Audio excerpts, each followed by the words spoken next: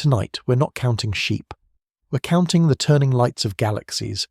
Take a slow breath and let the quiet of space fill your chest like calm water. Each heartbeat drifts by as a single light year.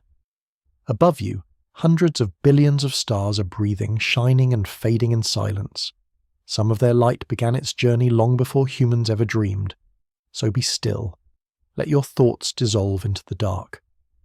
We'll drift together through the spiral arms of the Milky Way, listening to the soft hum of the universe as it lulls us to sleep.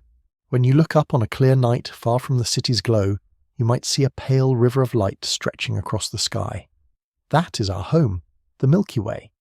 Its name comes from the Latin Via Lactea, the Milky Road, a soft, misty band made not of clouds, but of hundreds of billions of stars, too distant for the naked eye to separate.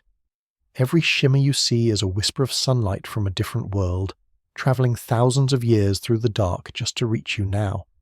The Milky Way is immense, around 100,000 light-years wide, and it contains more than 400 billion stars. If you could fly at the speed of light, it would still take you over 200 million years to make a full orbit around its centre.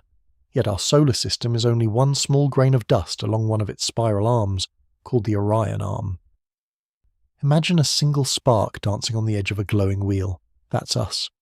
At the heart of our galaxy lies a shadow, Sagittarius A, a supermassive black hole with the mass of over 4 million suns. It does not devour everything instantly. It waits in silence, pulling stars into a slow, graceful orbit. Around it, gas and dust swirl like golden smoke, heated by the friction of gravity. Occasionally, one unlucky star drifts too close and vanishes in a flare of invisible light, a reminder that creation and destruction share the same breath in the cosmos. Our galaxy spins, calmly, inevitably. The Sun, carrying the Earth and all of us along, moves at nearly 828,000 kilometers per hour around the centre. We are racing through space, yet we never feel the motion. The rotation of the Milky Way is a clock with no sound, ticking once every 230 million years. The last time we were in this same position, dinosaurs roamed the Earth and the continents were still locked together. Surrounding the spiral disk is a vast halo made mostly of cold hydrogen gas and ancient star clusters, relics from the dawn of the galaxy. These stars are older than any fossil on Earth, older even than the Earth itself. Their light began shining long before there was a sky for us to look at. Each one is a tiny ember from the first fires that burned after the universe was born. Scientists believe the Milky Way could host over 100 million planets with liquid water, scattered among its stars. Somewhere out there, perhaps right now, another being might be looking back, wondering if it too is alone. The same starlight that touches your face tonight may have brushed across the oceans of another world centuries ago. Space, in its vastness, folds us together through time. If you could see the Milky Way from far away, it would appear as a glowing spiral, arms of blue and gold twisting gracefully in darkness. The blue light comes from young hot stars newly formed and full of energy. The golden core glows with old, weary suns, their fuel nearly spent. Between them lie lanes of dust, cosmic clouds that both hide and nurture new stars, like soil around a seed. The entire structure drifts through the universe as part of a small family called the Local Group, alongside our neighbours Andromeda and Triangulum. In photographs, the Milky Way looks eternal, steady, but it is alive, breathing, changing, growing. Stars are born in bursts of fire, live for eons, then collapse into white dwarfs, neutron stars or black holes. The materials they release, carbon, oxygen, iron, become the ingredients for planets, oceans, and life. Every atom in your body was forged inside a star that once burned somewhere in this galaxy. When you inhale, you're taking in dust older than the sun itself. If we could travel to the edge of the Milky Way and look back, we'd see a glowing wheel suspended in a velvet sea. Its arms would shimmer like threads of silk, and its halo would blend softly into the cosmic background. It would look peaceful, yet within it millions of suns are exploding, collapsing, and reforming. A quiet chaos that has continued for billions of years. The galaxy is not just a place, it is a heartbeat of creation. An endless rhythm of light and shadow. Astronomers often call it home. Every telescope ever built, every dream of distant worlds, every poem written under the stars, all began here, inside this vast luminous spiral.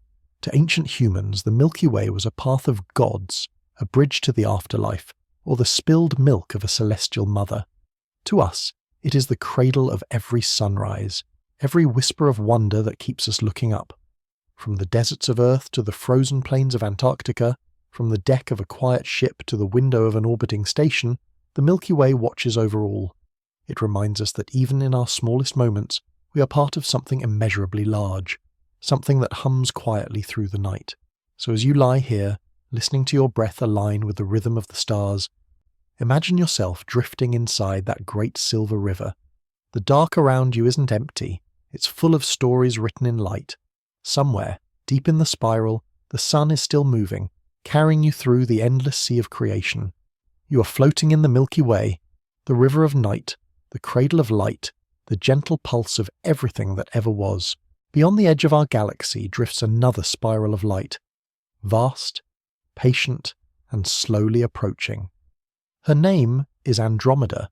She is the Milky Way's elder sister, the nearest great galaxy to our own, and she is coming closer with every heartbeat.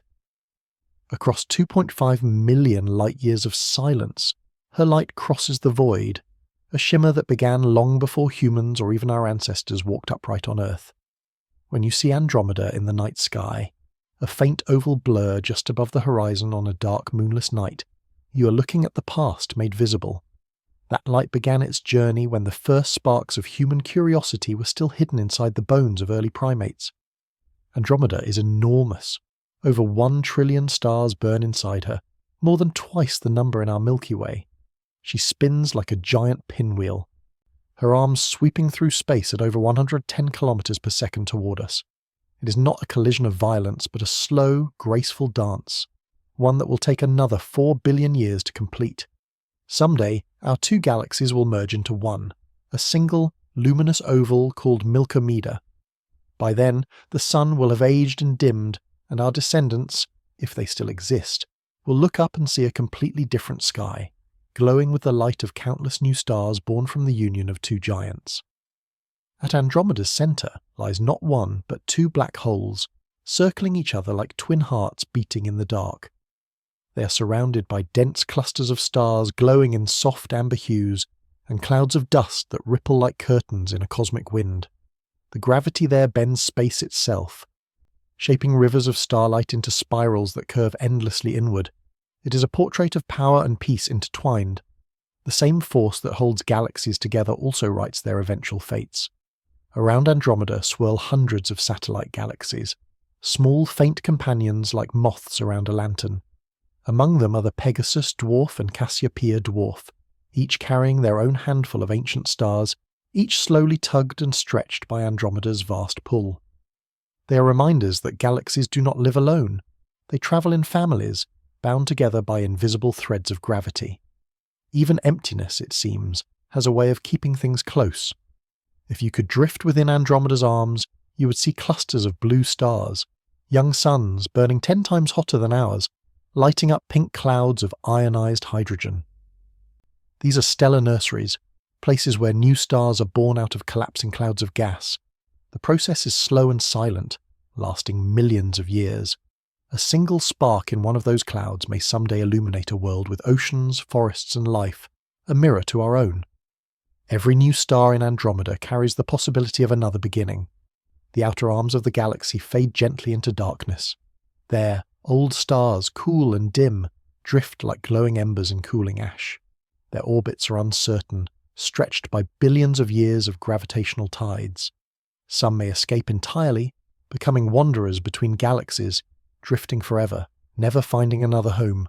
Astronomers call them intergalactic stars, but perhaps pilgrims of the void would be more fitting. Andromeda's light reaches Earth so softly that it can be seen even without a telescope, a faint silver smudge against the velvet sky.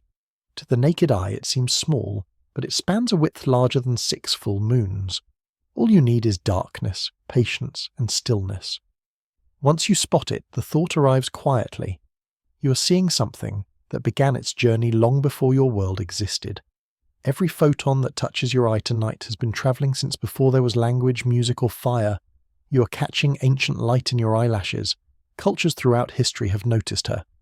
In Greek myth, Andromeda was the chained princess rescued by Perseus from the sea monster Cetus, a story of captivity and release, mirrored in the galaxy's own motion toward freedom through space. In Chinese sky lore, she forms part of the legs of the white tiger of the West. In Persian texts, she was the chained maiden, her beauty painted across the heavens. No matter the language, humanity saw in her the same thing, a distant light, patient and beautiful, waiting to be reached. Astronomers studying Andromeda often speak of her with affection. She's not only an object of data and measurement, but a mirror, a glimpse of what our own galaxy might look like from afar. We both share the same cosmic neighborhood, the local group moving together through the vast emptiness that separates one cluster from the next. Our destinies are tied, our fates already written in gravity. When Andromeda and the Milky Way finally meet, the night sky will bloom into rivers of stars. The two spirals will pierce and merge, their arms tangling like strands of silk in slow motion. Black holes will unite, releasing bursts of energy that ripple across the universe. For a brief moment, millions of years to us, but a heartbeat to the cosmos, the sky will shine brighter than ever before. Then, the new galaxy will settle, calm again, as if nothing had ever changed. Andromeda reminds us of the quiet patience of the universe. She has been drifting toward us since before Earth had oceans, and she will continue long after our names are dust. Yet, in this brief moment of human time, we can look up and see her coming, not as a threat, but as an embrace, a reunion written in the fabric of space itself. So as you rest tonight, imagine that faint light above you. Let your thoughts stretch the distance between our galaxies. Each breath you take shortens that gap by a fraction of eternity. The stars hum softly in both directions, answering one another across the void. Two sisters, luminous and ancient, gliding through the dark, slowly, gracefully, inevitably, toward home. Between two giants, the Milky Way and Andromeda, drifts a smaller, gentler companion. She does not blaze across the night like her sisters. She glows softly, quietly, as though whispering rather than shouting. Her name is Triangulum, or Messier 33, the third largest member of our local group. If the Milky Way is a grand symphony and Andromeda a sweeping opera, then Triangulum is a simple lullaby, delicate, pure, and beautiful in its restraint. Triangulum lies about 3 million light-years away, just beyond the reach of Andromeda's pull. It contains roughly 40 billion stars, a modest number compared to its larger neighbours, yet every one of those suns contributes to a tapestry of tranquil blue light. Her arms curve inward like the shell of a sea snail, tightly wound but perfectly formed, wrapping around a small glowing heart. From a distance, the galaxy looks like a faint pinwheel spinning silently in a black sea. What makes Triangulum extraordinary is her simplicity. She may not have a massive black hole at her centre, as most galaxies do. Instead, her core seems open and airy, filled with clouds of dust and gas where stars continue to be born. This makes her a galaxy of youth, a cosmic nursery alive with creation. Within her spiralling arms lie hundreds of bright pink nebulae, glowing regions of hydrogen where new stars ignite. One of them, NGC 604, is among the largest star-forming regions known in the local group, a storm of gas over 500 light-years wide, illuminated by clusters of newborn suns. The stars of Triangulum are mostly young and blue, blazing hot and bright but living short lives. They burn their fuel quickly, ending in spectacular deaths as supernovae that scatter the seeds of future worlds. Between these bursts of light drift older, quieter stars, amber and red, pulsing softly like embers beneath the ash. Together, they weave a rhythm of birth and decay that has continued for billions of years. A heartbeat too slow for us to hear, but steady as the turning of the heavens. Astronomers sometimes call Triangulum the bridge between the Milky Way and Andromeda. Its position and motion suggest it may once have danced close to Andromeda, its gravity shaping both of their paths. Some even believe thin streams of gas still connect them, invisible threads linking sister galaxies through the dark. If true, Triangulum may be the quiet mediator in a cosmic conversation that has lasted for eons. When you gaze upon her image through a telescope, you might feel an unexpected tenderness. She lacks the dramatic chaos of colliding galaxies, the brilliant heart of quasars, or the jagged scars of black hole jets. Instead, she offers peace, symmetry, balance. Her light is soft, like the reflection of the moon on still water. The faint dust lanes that line her arms look more like brushstrokes than wounds, as if painted by a gentle hand. It's as though the universe, for once, paused its storms to breathe. In the vacuum around her, gas and dust flow like rivers unseen. Radiation from newborn stars pushes against these clouds, sculpting them into filaments that resemble coral reefs in motion. If you could drift through those glowing caverns of gas, you'd see walls of pink and violet light. And hear, if sound could travel there, the slow hum of radiation waves passing through hydrogen seas. Even silence has texture in a place like this. Triangulum is also a time capsule. Her stars tell a history of gradual growth, not from violent mergers, but from the slow gathering of cosmic dust. Unlike her massive sisters, she seems to have lived a peaceful life, untouched by catastrophe. This calmness makes her a precious window into how galaxies once formed in the early universe. Quietly, gracefully, like frost spreading across glass. To study her is to study memory itself. From Earth, Triangulum is faint but reachable. Under a clear, moonless sky, far from artificial light, you might just glimpse her with the naked eye as a dim blur in the constellation of Triangulum, the little triangle. Through binoculars, she unfurls, a soft spiral, ancient yet young, fragile yet endless. Most people never notice her, even when she's right above them. She asks for stillness. Only those who slow down long enough to listen will see her beauty.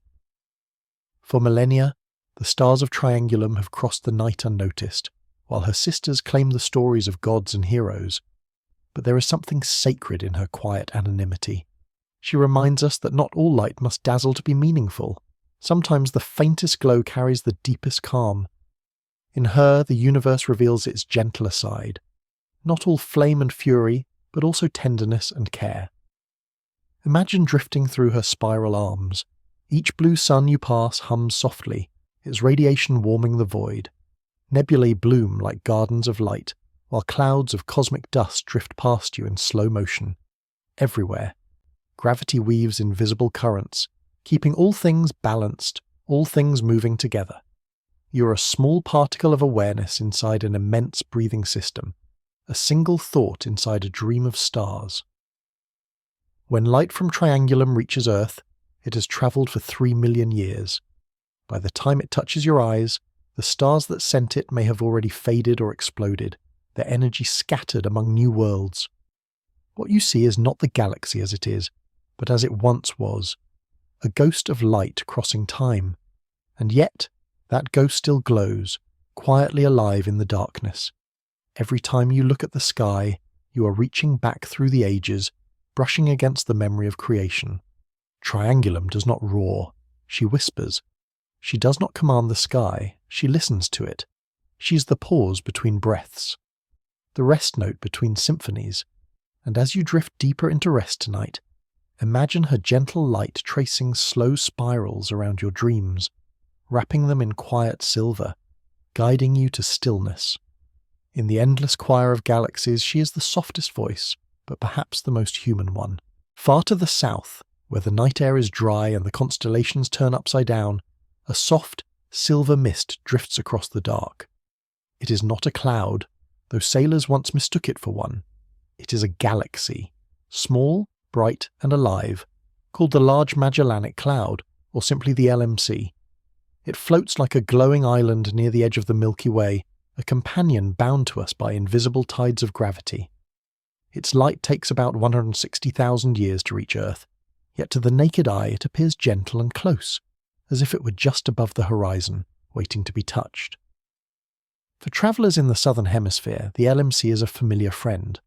While the northern sky holds the North Star and the Big Dipper, the southern sky holds this drifting sail of light. To Polynesian navigators, it was a landmark across the vast ocean. To ancient astronomers, a mystery that refused to fade.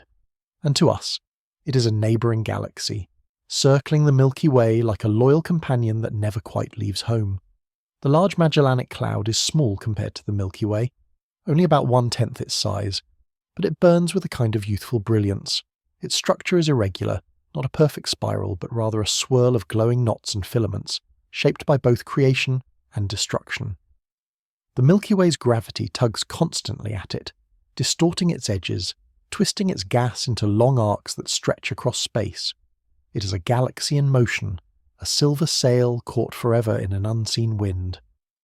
Within its folds lies one of the most astonishing sights in the nearby universe, the Tarantula Nebula, also known as 30 Doradus.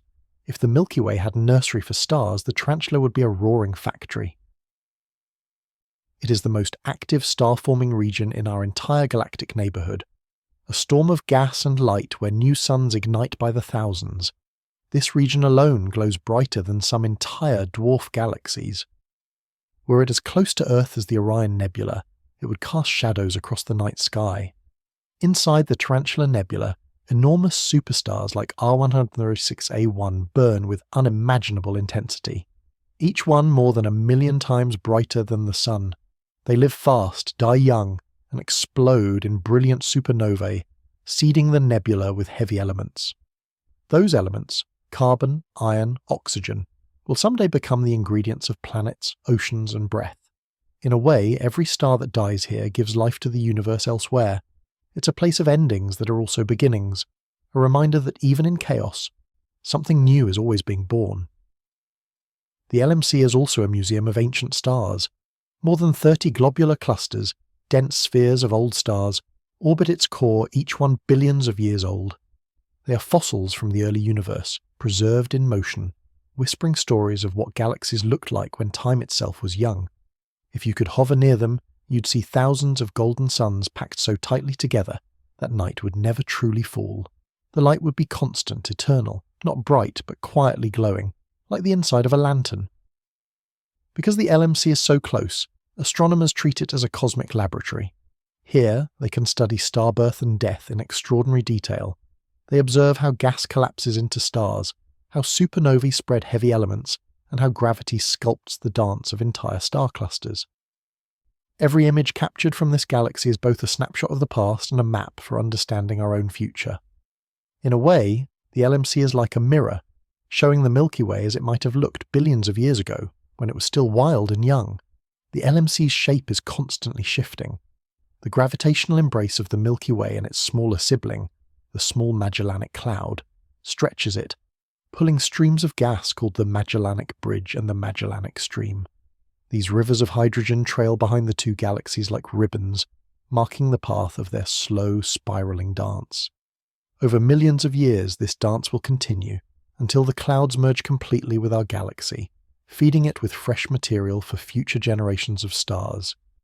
In that sense, the LMC is not just a companion, it is a giver of life, breathing new light into our cosmic home.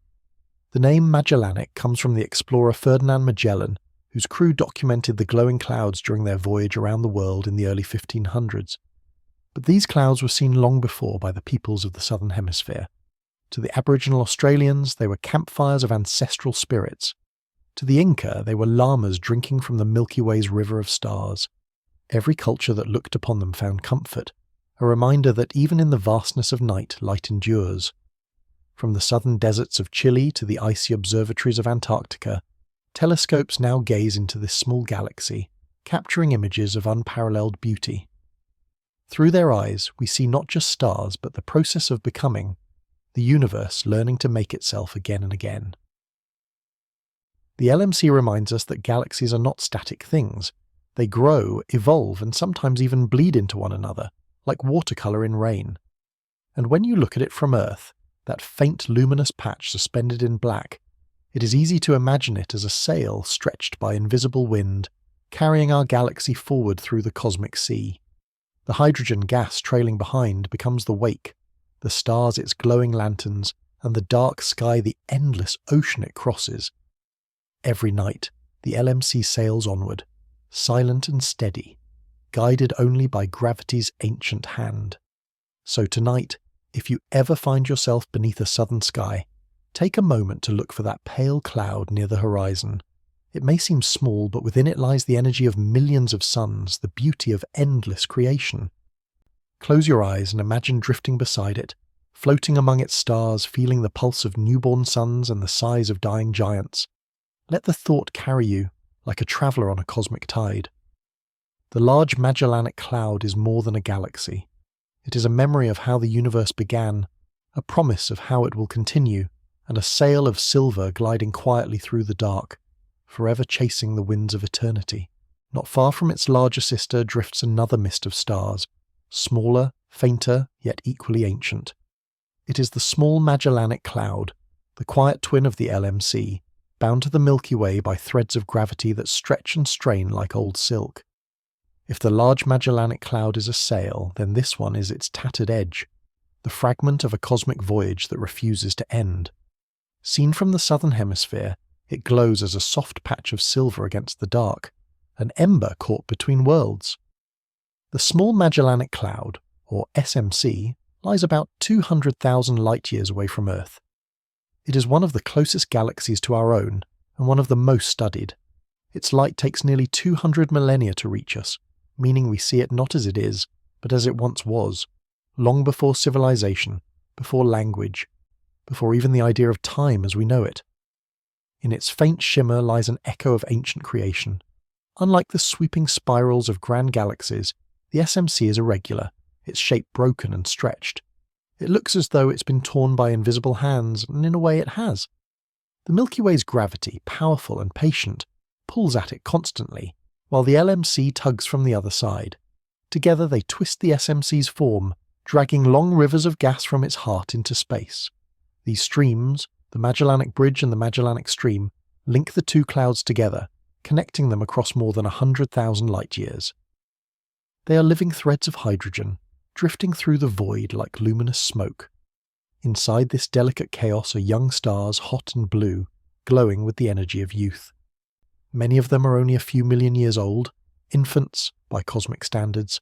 They cluster in loose groups, lighting up surrounding gas clouds like lanterns under fog.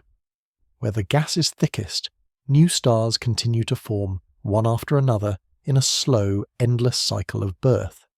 This constant renewal is what keeps the SMC alive, even as it is being torn apart. The SMC is also home to some of the most beautiful nebulae in the nearby universe. Among them is NGC 346, a vast cradle of star formation more than 200 light-years across. Through telescopes, it looks like a shimmering blossom of rose-coloured light, a coral reef of fire suspended in emptiness. Here, massive stars stir the gas around them, sculpting it into tendrils and shells that glow with soft pink light.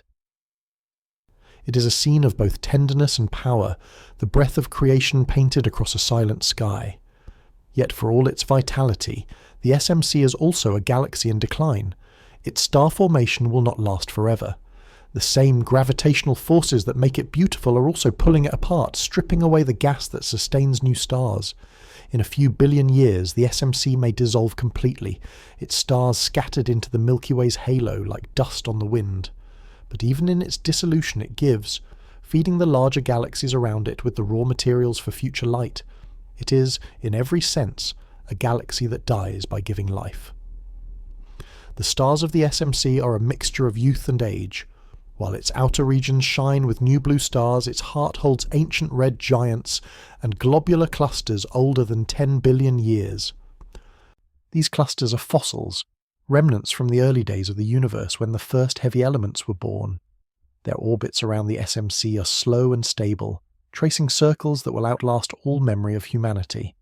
Each star inside them burns quietly, steadily, as if keeping time for the cosmos.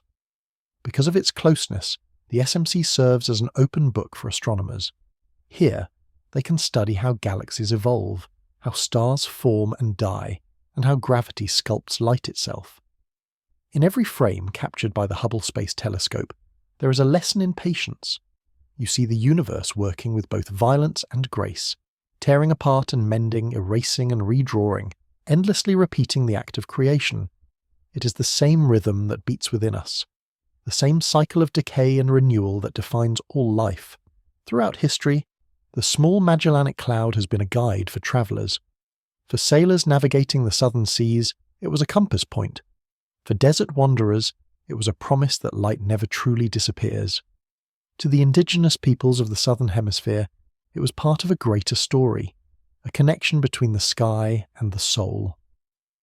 In the Dreamtime stories of Aboriginal Australia, the two clouds were camps of ancestral spirits, glowing softly as they moved across the heavens. Every night they remind us that the universe remembers what we forget. From a purely human perspective, the SMC seems faint, fragile, a blur on the edge of vision. But that blur contains billions of suns, each with its own planets, storms, and possibilities.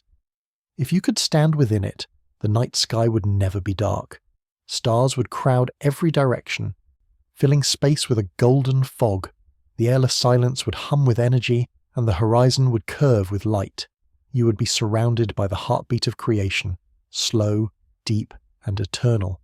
And when you look at it from Earth, just above the southern horizon, it appears to float beside its sister like a memory refusing to fade. The two clouds move together, bound in a centuries-long waltz that neither will survive but both will complete. They are lovers and exiles, pulled toward each other and toward destruction all at once. Their beauty lies not in permanence, but in their surrender, in the grace of being part of something larger than themselves. So as you breathe in the night to night, imagine those two soft lights in the southern sky. One is the bright sail, the other the torn fragment trailing behind. Both are moving, slowly, gracefully, through the same cosmic sea that carries us. And when your eyes close, think of the small Magellanic cloud, fragile, luminous, fading, a whisper of stars that has survived 1 billion years of storms, still glowing, still giving, still beautiful in its unravelling. Some galaxies shout their beauty into the universe with spiralling arms and bright blue light. Others whisper it, serene, balanced, composed like an ancient sculpture. The Sombrero Galaxy, also known as Messier 104, is one of these quiet wonders. Seen edge-on from Earth, it looks like a luminous coin suspended in darkness, crowned with a wide, dark brim. Astronomers named it after the Mexican hat, a sombrero of light, floating in the endless black. It lies about 28 million light-years away in the constellation Virgo, shining with the light of billions of suns.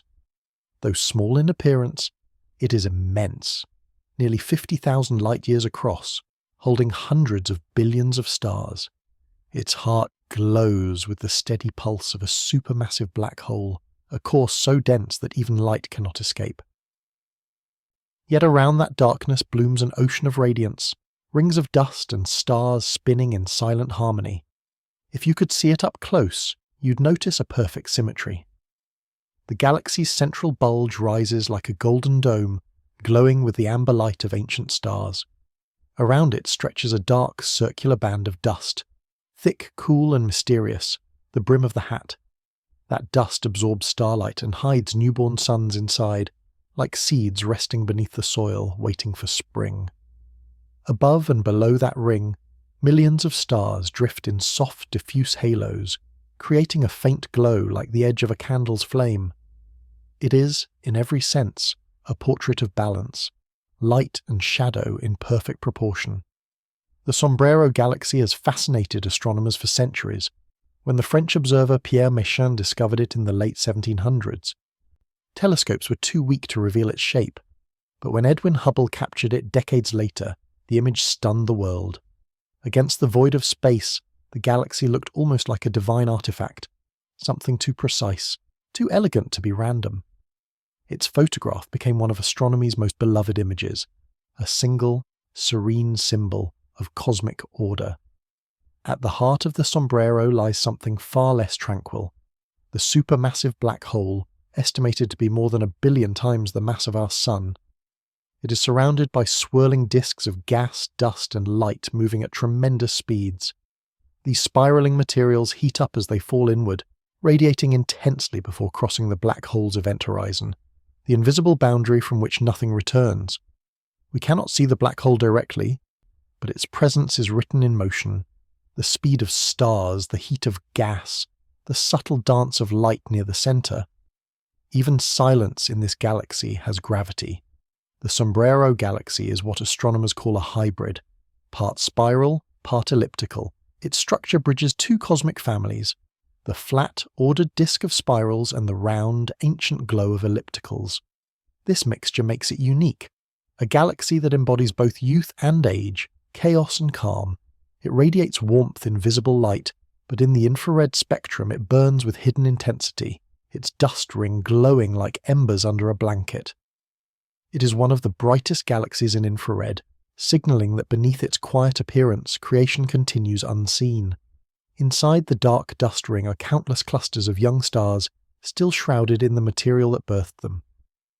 They shine mostly in infrared, invisible to human eyes but bright to our telescopes.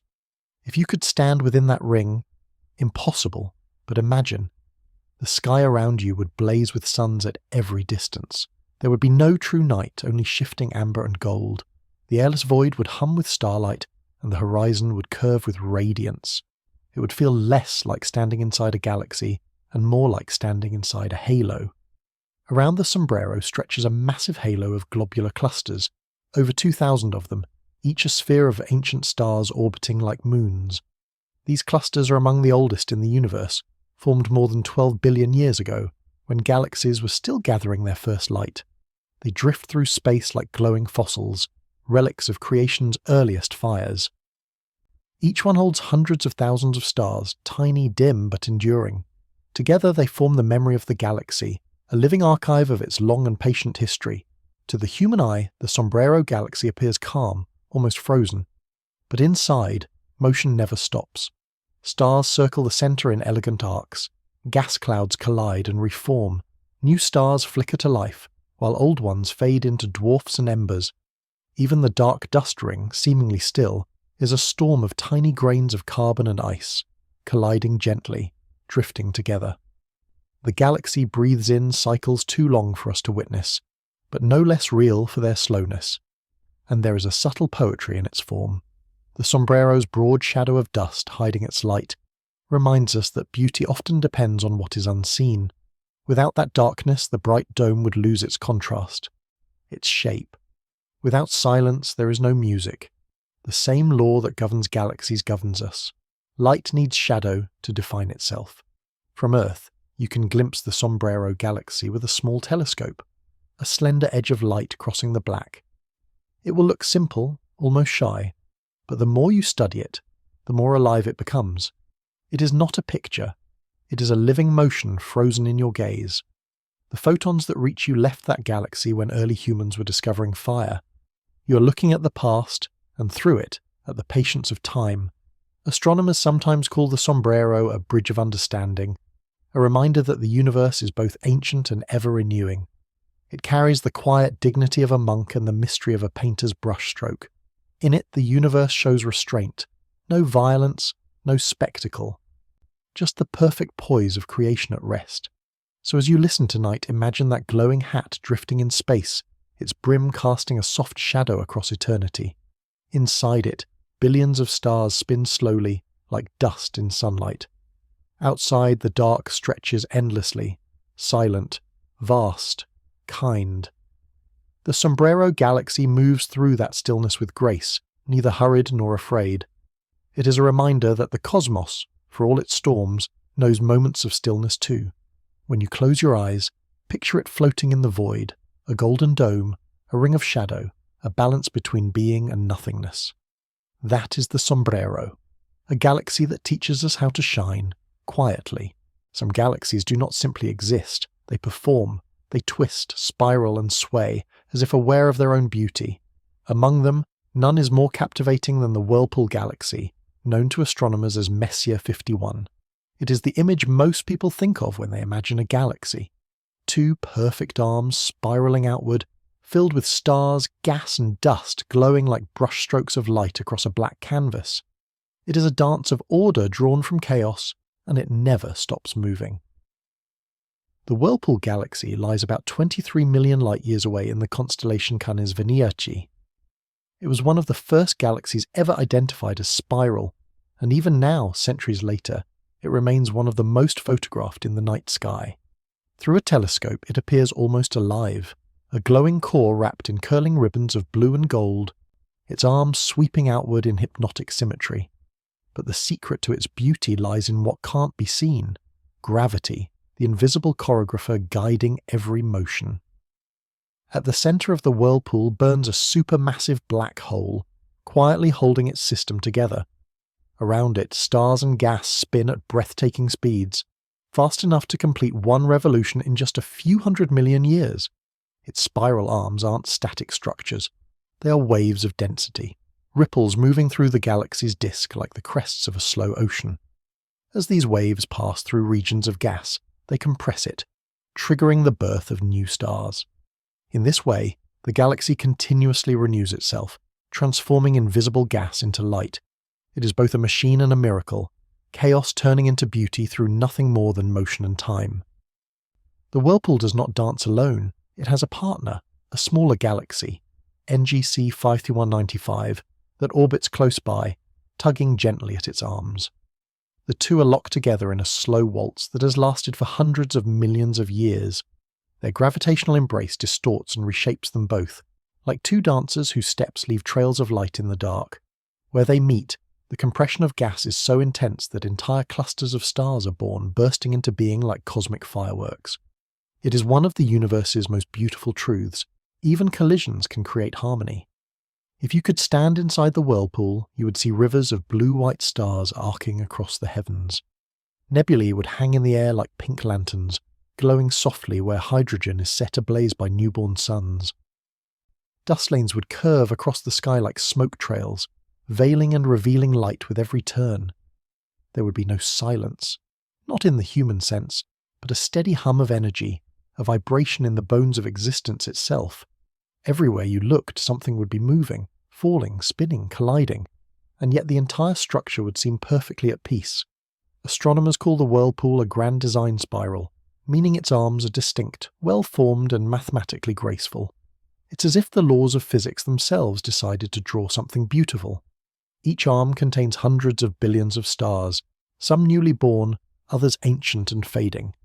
Between them, vast pockets of cold dust drift in shadow, hiding the seeds of the next generation of suns. If you were to map its light, you'd see patterns repeating at every scale, from the shape of entire arms down to the swirls of individual gas clouds. It is fractal, self-similar, endlessly echoing the same rhythm, the rhythm of creation. At the galaxy's heart lies the contrast that defines it, darkness surrounded by light. The black hole in the center consumes what falls too near, but its presence also gives structure to everything else. Without that gravity, the galaxy's order would unravel.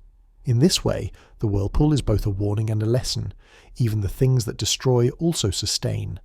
Light needs shadow, order needs chaos, creation needs gravity's pull to have form.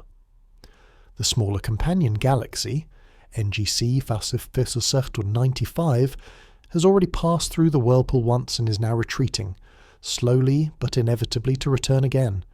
Each encounter reshapes them both, like tides sculpting the shore. The gravitational bridge between them glows faintly in ultraviolet light, filled with dust and newborn stars.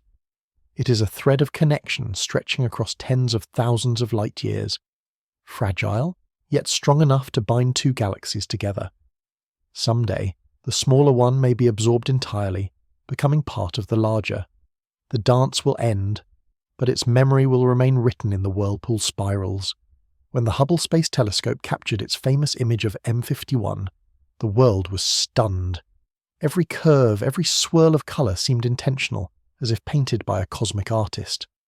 The blue arms shimmered with hot young stars, the pink regions glowed with ionized hydrogen, the golden core pulsed softly like an ember. It was both chaotic and precise, both alive and eternal. Even people who knew nothing of astronomy could feel something when they looked at it. A quiet awe, the kind that slows your breathing and softens your thoughts. It reminded us that the universe is not cold but creative. The whirlpool is, in truth, a moment of balance. In cosmic time, its shape will not last.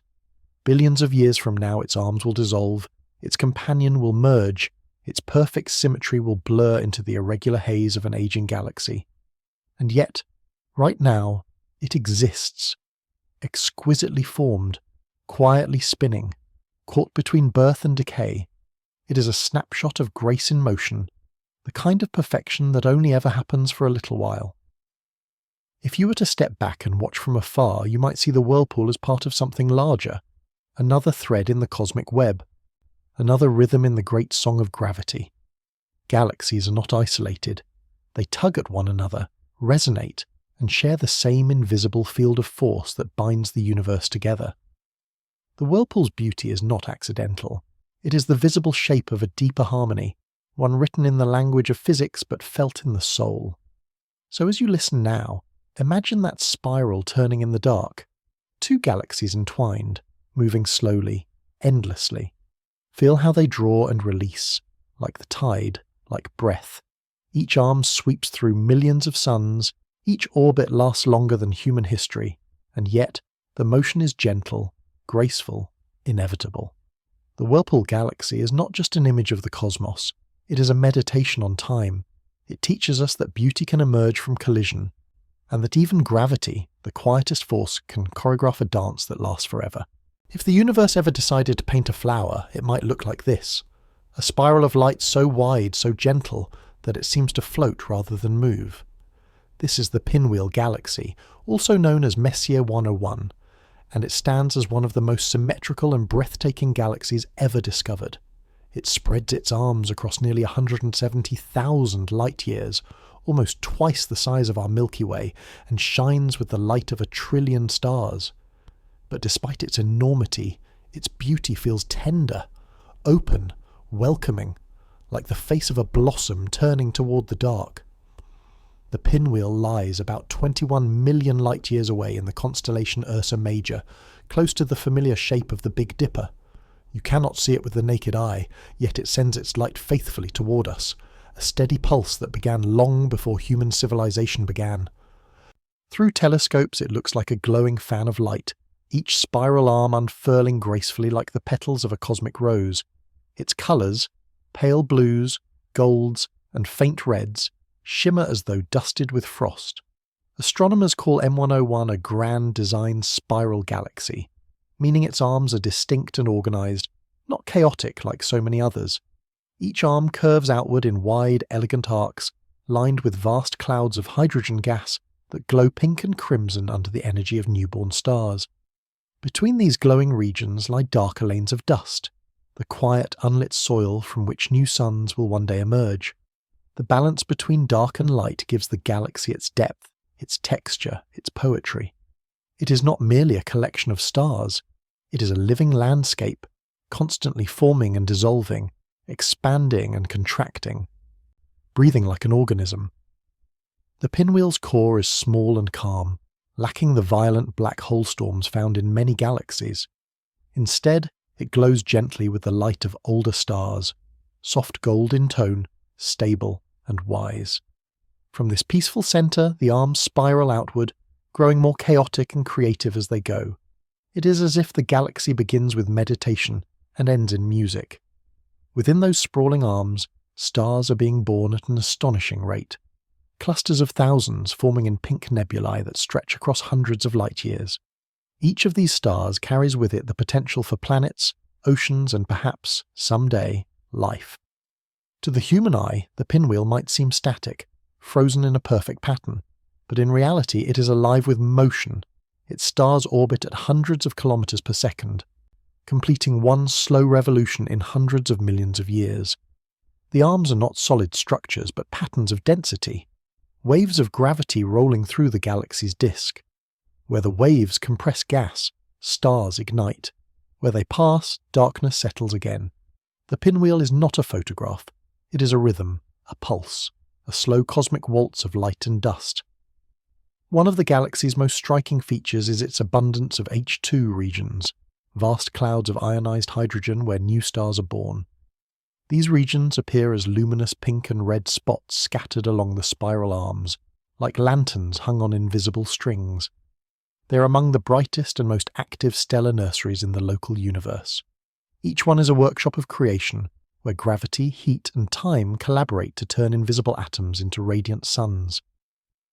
Even from 21 million light-years away, these glowing cradles of life can be seen clearly, tiny sparks of persistence in the ocean of space. The outer edges of the pinwheel fade gently into the void, their stars more loosely bound. their light softer and bluer.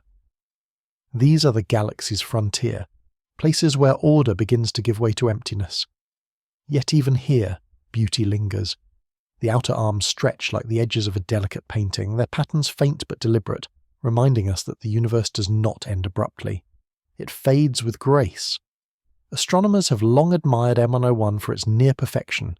Its shape, symmetry, and colour distribution make it one of the most photographed galaxies in the sky.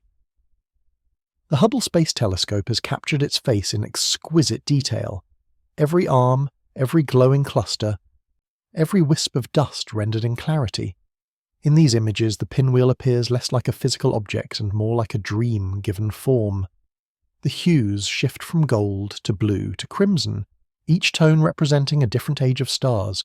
Youth, maturity, and age all woven together into a single living pattern. It's not just beautiful, it's instructive. The pinwheel shows us how galaxies evolve, how structure arises from motion, how chaos organizes itself over time. It reminds us that beauty is not the absence of disorder, but its mastery. Inside every arm lies turbulence, supernova detonating, gas clouds colliding. Yet from that violence emerges something astonishingly serene. The galaxy's perfection is not static. It's earned like peace after a storm. Imagine drifting through the pinwheel's spiral arms. The stars would pass like glowing rivers beneath you, their light filtering through clouds of dust that sparkle faintly with reflection. In the distance, you'd see nebulae shaped like petals, glowing softly in pink and lavender hues. You might feel the pull of gravity like a gentle current, guiding you toward the luminous center. There would be no sound, no air, just the quiet hum of radiation, the faint murmur of light itself. You would not feel small, you would feel included, part of the great unfolding pattern that stretches forever. And yet, for all its magnificence, the pinwheel galaxy is fragile. It exists only because countless delicate forces balance perfectly. Gravity, temperature, density, motion. A slight change in any of these, and its symmetry would vanish.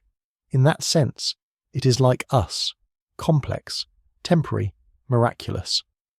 It reminds us that perfection is not permanence. It is the brief alignment of everything that must someday drift apart. When light from the pinwheel reaches your eyes, it has travelled through 21 million years of time. That light began its journey when the first ancestors of humankind were little more than dreams in evolution's imagination.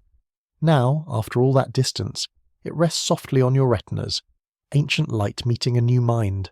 And in that meeting, for just a moment, the universe becomes conscious of itself.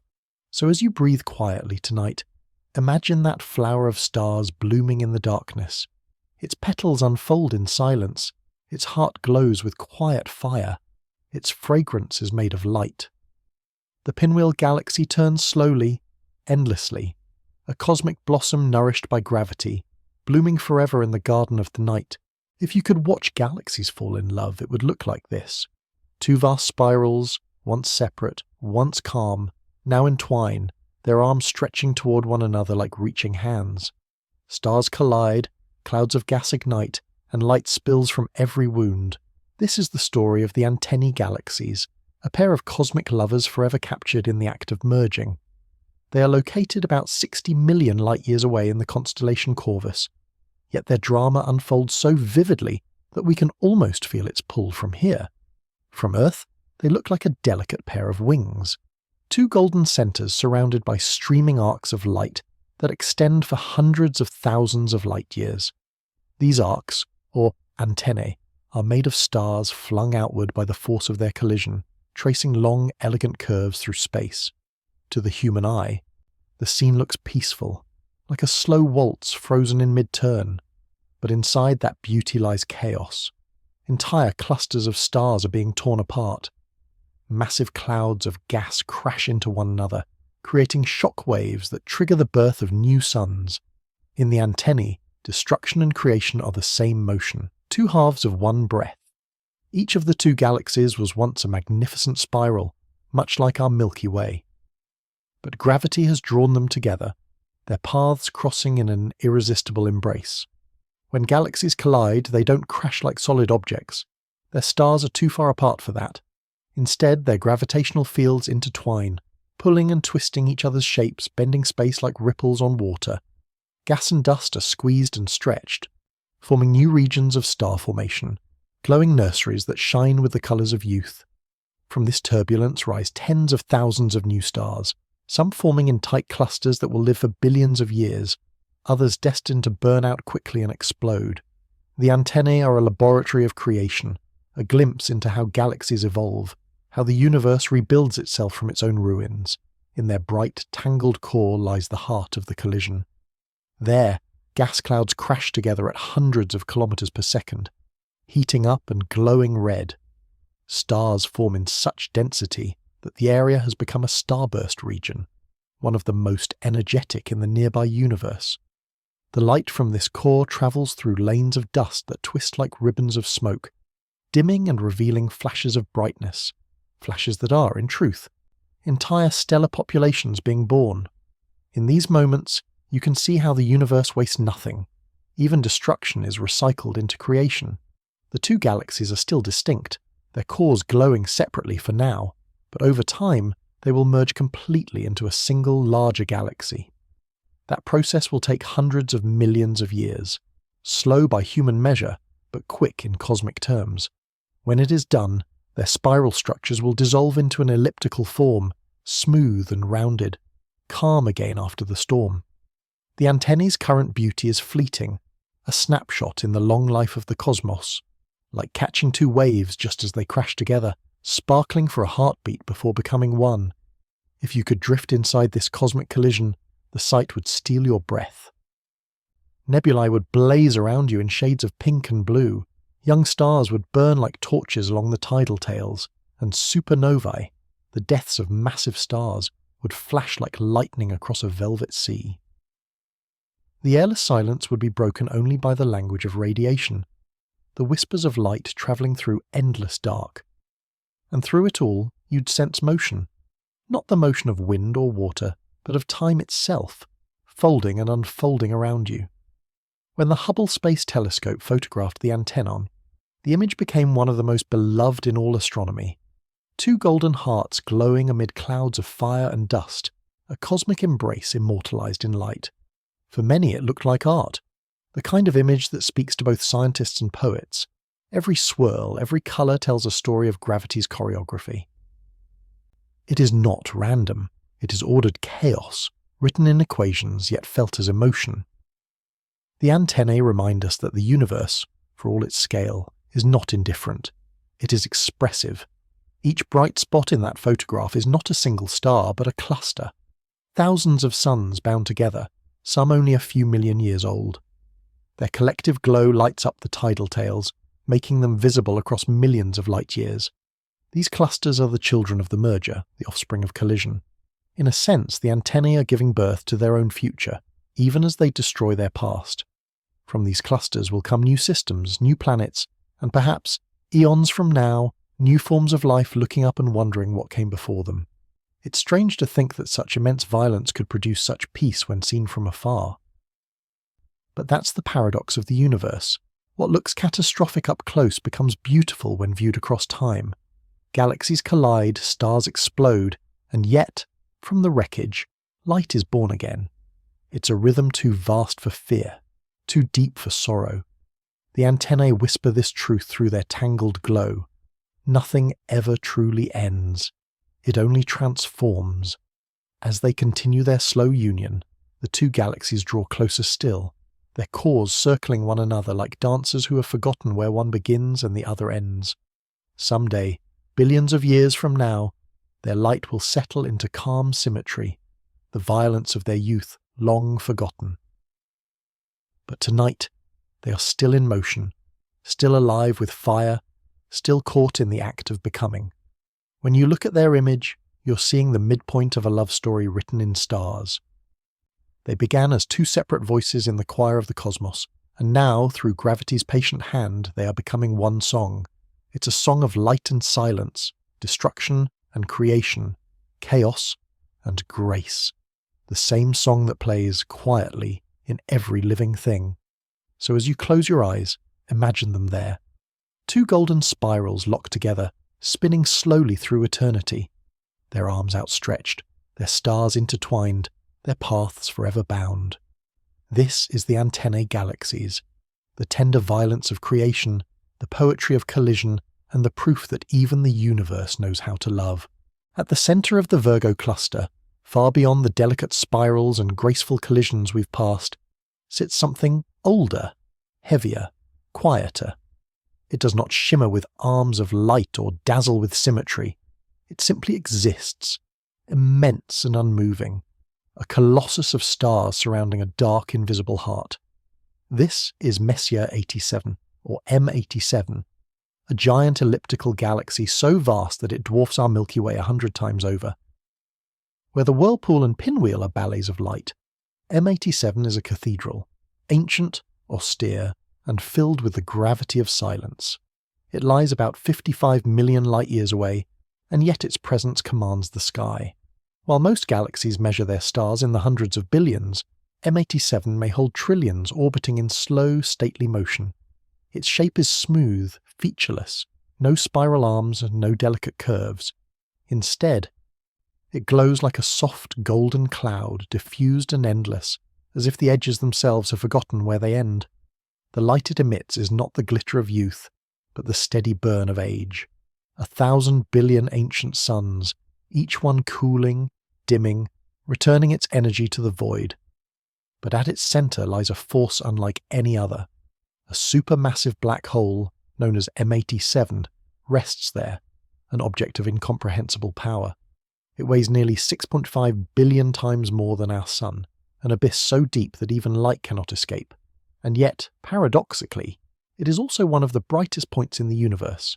The gas and dust swirling around its edge heat to millions of degrees, radiating light as they spiral inward, just before crossing the event horizon, the point of no return.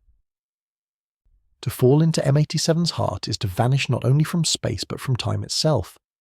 In 2019, humanity caught its first real glimpse of this darkness. The Event Horizon Telescope, a network of radio observatories across the Earth, captured the first ever image of a black hole, and it was M87 Cos.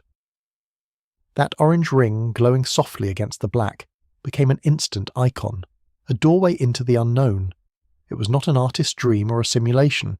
It was real light, bent by gravity so strong that it looped around the void before escaping toward us. That light had travelled 55 million years to reach our telescopes, light from the edge of eternity, arriving just in time for us to see it. Around that glowing ring the galaxy continues to breathe. Jets of matter, some stretching 5,000 light-years into space, stream outward from the black hole's poles at nearly the speed of light. These relativistic jets are cosmic geysers, releasing energy that shapes the surrounding cluster. They illuminate clouds of gas, bend magnetic fields, and seed new stars in distant regions. M87's heart may be dark, but it feeds the universe around it. From death, it gives life. The surrounding galaxy hums with quiet complexity. Thousands of globular clusters, dense spheres of ancient stars, orbit in its halo, each one a fossil from the dawn of creation. They move like lanterns drifting in fog, tracing the gravitational shape of the unseen. Some of these clusters may be the remnants of smaller galaxies, long ago absorbed by M87's hunger. For billions of years it has been a collector of stars, swallowing companions and folding their light into its own. It is both monarch and graveyard, a ruler of the night whose throne is built from all that came before. From a distance, M87 looks calm, almost meditative, but its serenity is deceptive. Inside, stars orbit at millions of kilometers per hour. Gas clouds collapse and explode, and invisible tides of energy ripple through the cluster. Every motion, every flicker of light is shaped by gravity's relentless command. And yet, the result is not chaos. It is order at its most profound, the silent logic of the cosmos in perfect equilibrium. If you could stand near M87's edge, though nothing human ever could, you would see no horizon, no sky, no sense of direction. The black hole would dominate everything. Space would bend, time would slow, light itself would twist into glowing rings. You might watch your own reflection, photons circling the void and returning to your eyes after looping once around the abyss. You would see the impossible. yourself, delayed by gravity, staring back across a gulf where seconds and centuries merge. Then you'd understand why astronomers call M87 the heart of darkness, not out of fear, but reverence. Yet M87 is not a monster. It is a reminder of how the universe reuses everything, of how even collapse becomes creation. Without black holes, galaxies like this could not exist. They stabilize, organize, and energize their hosts. They are the centers around which order is built. The same gravity that consumes also holds the stars together. The same void that swallows light gives structure to the heavens. Astronomers studying M87 often speak with a strange tenderness about it. They call it elegant, majestic, patient. For all its scale, it feels personal, as if staring into it is staring into something within ourselves. Perhaps it's because we recognize in that darkness a reflection of our own smallness, our own fragility, and the quiet truth that endings are not always cruel. Sometimes they are simply the next step in an infinite rhythm. The light that leaves M87 tonight will not reach us for another 55 million years. By then, the continents on Earth will have shifted, the sun will have changed, and humanity, whatever form it takes us, will be someone else's dream. But the galaxy will still be there, turning slowly around its invisible heart, still sending its ancient message across the dark. We end, and we begin. So as you drift towards sleep, imagine it, a golden haze surrounding a black flame. A silence so vast it hums, a heart that beats not in light, but in gravity. This is Messier 87, the cathedral of darkness, the mirror of eternity, and the proof that even in the deepest night, something still glows. If galaxies could pray, this one would be a hymn, a glowing spiral with a shining bar of light across its heart, simple, symmetrical, and utterly divine. This is NGC 1300, a barred spiral galaxy located about 61 million light-years away in the constellation Eridanus. It is often called the Cross of Creation, not because of religion, but because of form. The way its glowing bar stretches like a celestial axis through the darkness, arms swirling outward as if in reverent motion. Seen through a telescope, NGC 1300 looks like a perfect symbol of balance. A bright golden center marks the core from which two majestic spiral arms extend, curling outward in wide arcs that shimmer with blue stars and red nebulae. Across the core lies the bar, a bridge of stars and gas running straight through the middle, like the spine of a living organism. It connects the center to the spiral arms, feeding material inward and shaping the galaxy's structure. It is both conduit and cross, the line between chaos and order. The galaxy stretches more than 110,000 light-years from edge to edge, roughly the same size as our Milky Way. But in beauty, it surpasses nearly all. Its arms are soft and luminous, filled with clusters of young blue stars that have only just ignited. Between them lie streaks of dark interstellar dust, like rivers of shadow separating seas of light. In each of those rivers, new stars are forming, hidden behind curtains of gas, the galaxy breathing, one cycle at a time. At the very heart of NGC 1300 lies a wonder within a wonder, a miniature spiral, no larger than 1,000 light-years across, curling around a supermassive black hole. It is a spiral within a spiral, a fractal echo of the whole, a reminder that patterns repeat across scales from the smallest atom to the largest cluster of galaxies. There is poetry in that, the idea that the same geometry that governs the Milky Way's arms also shapes the dance of dust near the event horizon of a black hole. The universe, it seems, reuses its art. Astronomers studying NGC 1300 often speak of its symmetry with awe. Its bar is not a rigid structure, but a dynamic stream, a channel of gravity where gas and stars move inward toward the center, feeding the black hole and triggering bursts of star formation near the core. It is a process that balances consumption and renewal. The center eats, and in the eating gives life. Even in its hunger, the galaxy creates. If you could drift above NGC 1300, its beauty would be overwhelming. The arms would spiral beneath you in hues of silver and sapphire. The bar would glow like a thread of fire through mist. Pink nebulae would flicker along the arms, stellar nurseries where hydrogen clouds collapse into suns. Farther out, faint clusters of red giants would drift like embers on the edge of a great storm. The entire galaxy would feel alive, pulsing, breathing, turning in silence. Barred spirals like NGC 1300 are common in the universe. Perhaps 2/3 of all spirals share this shape, yet few are as exquisitely defined. Scientists believe the bar acts as a kind of cosmic engine, redistributing mass and momentum so that galaxies evolve smoothly over billions of years. Without such balance, the disks might fall apart or stagnate. In that sense, NGC 1300 is not just beautiful. It is efficient. Every curve, every strand of light serves a purpose. In the visible spectrum, its core shines golden with old stars. In infrared, the bar glows warmly, revealing lanes of dust hidden from normal sight. And in ultraviolet, the spiral arms come alive, their blue light marking regions of new birth. Across every wavelength, NGC 1300 tells the same story in different voices: creation, decay, renewal, the trinity of time written in colour. The Hubble Space Telescope captured one of its most famous portraits, a photograph so sharp and luminous that it feels sacred. In that image, the galaxy hovers in space like a luminous mandala, its bar cutting through its glowing heart. Astronomers often use this picture to explain the scale of the cosmos. If you placed the Milky Way next to NGC 1300, they would look like siblings, separated by light but connected by design. In both, you see the same structure: a bright centre, curved arms, a quiet order beneath the seeming chaos. The universe is not random. It is composed, like a symphony too vast to hear in one lifetime. To ancient cultures, had they seen it, NGC 1300 would have been a symbol of unity, the joining of opposites, the straight and the curved, the bright and the dark, the finite and the infinite. Even now, looking at its image evokes a sense of calm, as if all conflict within the cosmos has found its resolution in this one perfect spiral. Perhaps that's why it feels spiritual. It embodies something we rarely see in nature: wholeness. Yet NGC 1300 is not frozen in time. Like all galaxies, it changes. The bar will lengthen and twist. The arms will drift and fade.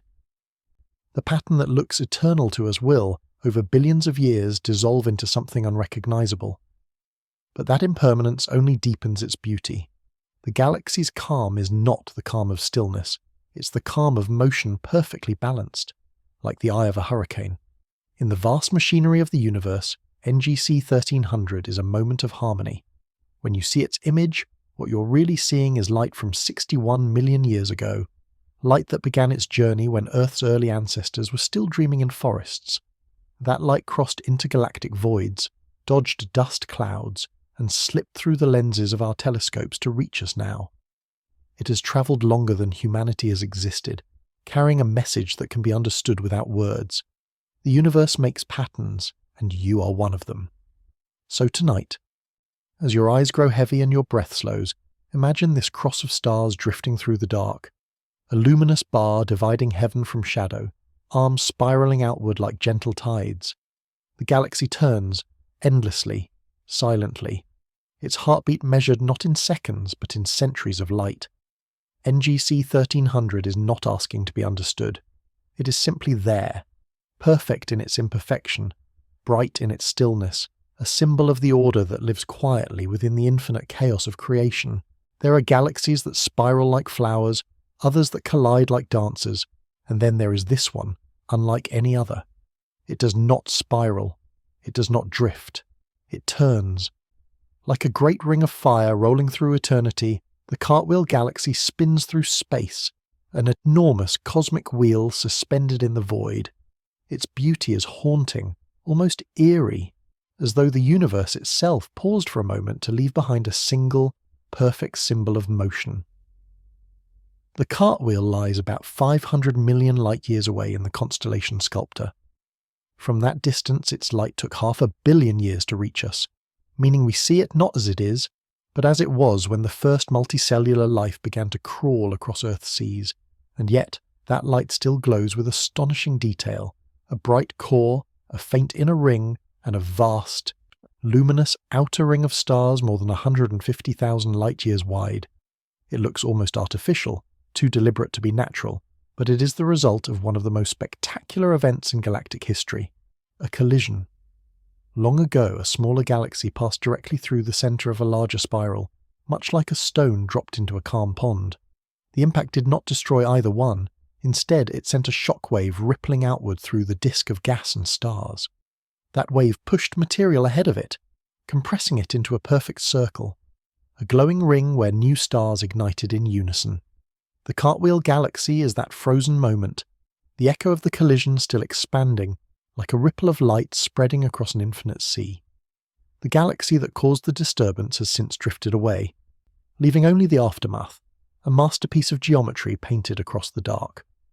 When you look at it, you are seeing a snapshot of transformation. The once spiral galaxy has been reshaped entirely by gravity's hand. Its inner regions are pale and ghost-like, filled with old stars and dust, while the outer ring blazes with newborn stars, each one burning blue-hot and short-lived. These stars formed in a wave of creation so powerful that it may have triggered millions of supernovae already, enriching the surrounding space with heavy elements. If the Milky Way were to experience such an impact, our night sky would bloom with thousands of new suns overnight, a vision both beautiful and apocalyptic. The Cartwheel's core remains mostly intact, though scarred. There, the remnants of its spiral arms twist faintly inward, still visible like faint spokes of a wheel. In the very centre lies a region of dense gas and dust, the remnant of the original galaxy's nucleus. It glows softly in infrared light, where astronomers have found evidence of intense star formation, and perhaps even a supermassive black hole feeding quietly amid the chaos. From that still centre, rings of light radiate outward, each marking a stage in the galaxy's rebirth. It is the closest thing in the universe to watching a phoenix rise, not from ashes, but from impact. The outer ring is what captures the imagination. It shines like a halo, coloured blue and white with clusters of massive young stars. In visible light it looks ethereal, in ultraviolet it burned fiercely, a storm of radiation pouring from the new suns. Between the inner and outer rings lies a gap, a dark, empty space that enhances the structure's illusion of perfection.